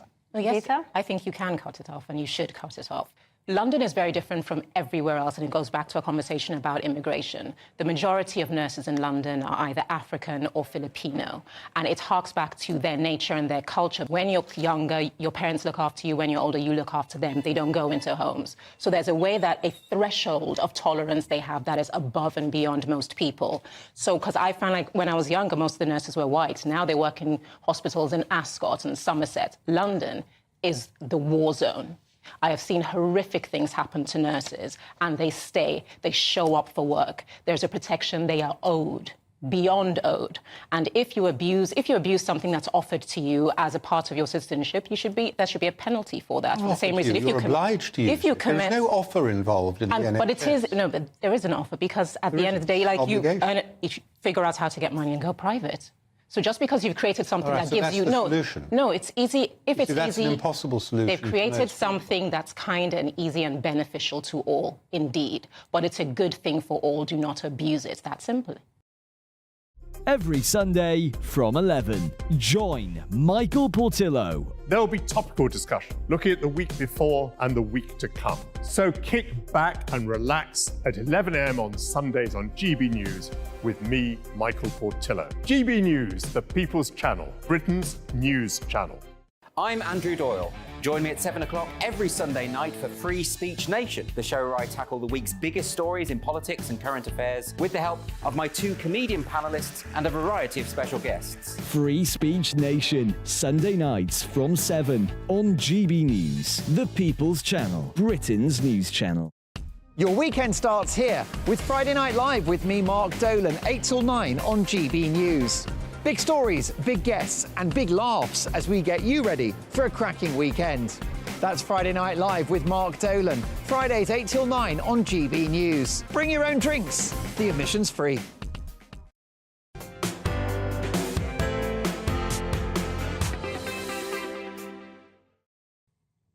Welcome back to GB News Saturday. Now, a few of you are getting a bit wound up at the moment about lots of things, but also about an advert which is suggesting eating hot cross buns with, wait for it, clotted cream and jam.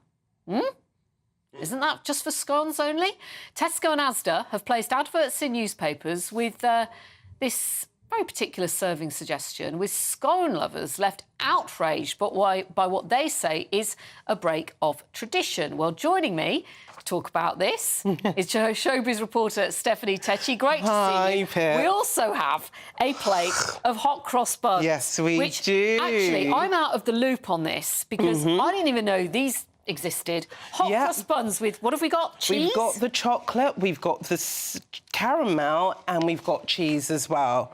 Come on, Pip. See, that is weird. That, to me, is more weird, actually, than trying them with clotted cream and jam. I'm going to delve in. OK, sure. Well, you tell me about this. I've tasted the chocolate ones, and they are really nice, actually. And I know that Marks and Spencer, I know Tesco and Asda, they're getting a bit of heat about this. But to be honest, I think they are actually keeping up with the times. With consumers... Oh, sorry. You're not liking that? But that's grim. OK, go on, keep on. I think they are keeping up with the times. I think, you know, a lot of consumers, their taste buds are changing. Who is saying that clotted cream and jam is only supposed to be for scones? I think people are mixing and matching when it comes to hot cross buns. I've heard some people put boiled ham on there. Some people put cheddar cheese on them. So I think people are being adventurous. So why shouldn't they be allowed to be? But... yeah.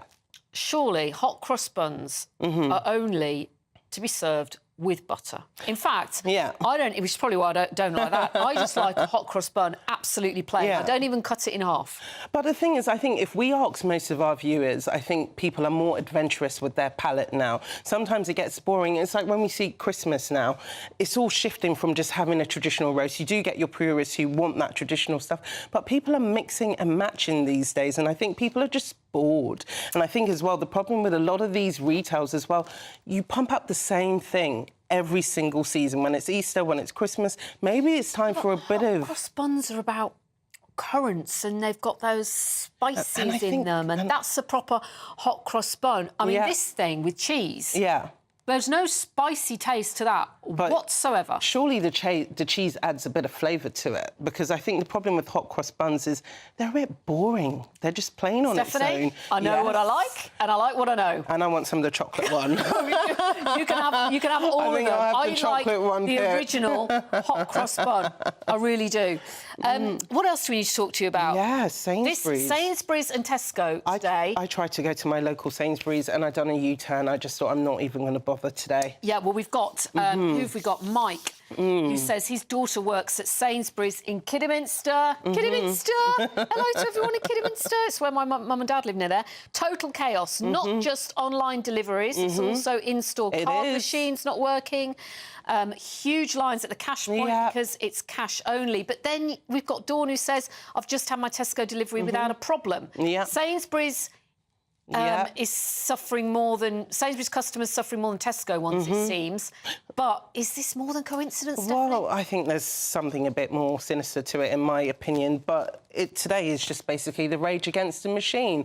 I think so many of these supermarkets, they've depended so much on these automated tills, online, that they have never thought that a situation like today would happen. Most customers now that I've seen from online, they're asking, can I get my money back? And can we get an apology that the fact that we've now gone in store and these tills can't even serve us properly like you guys are saying they can.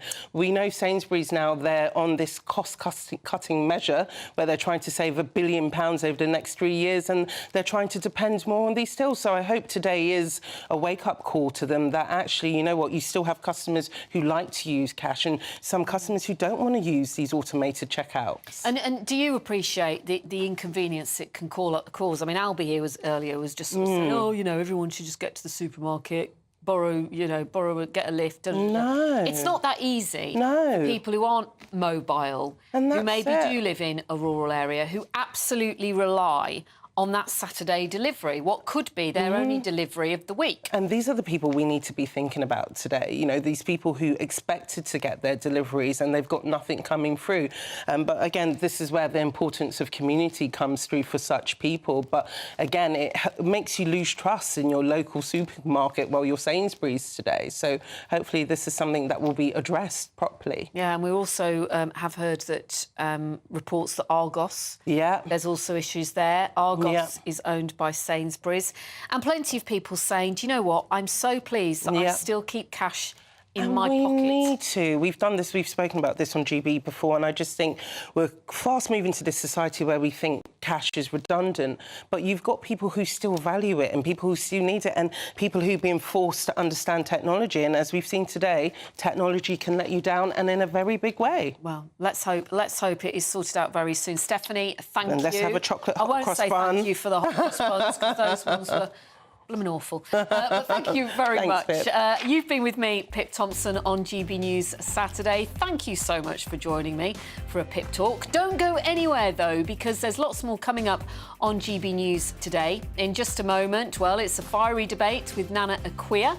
And then at 6 p.m, it is the Saturday 5. Really good to have all your comments and feedback today. I appreciate it all, the good and the bad. First, let's take a look at the weather with Ellie. Enjoy the rest of your weekend. Bye-bye.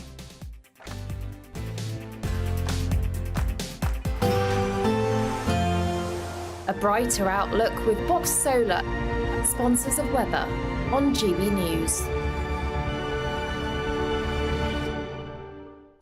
Good afternoon, welcome to your latest GB News weather from the Met Office. So a cloudier afternoon for most of us with rain very much on its way across the UK. This all due to an area of low pressure moving its way towards the UK through the rest of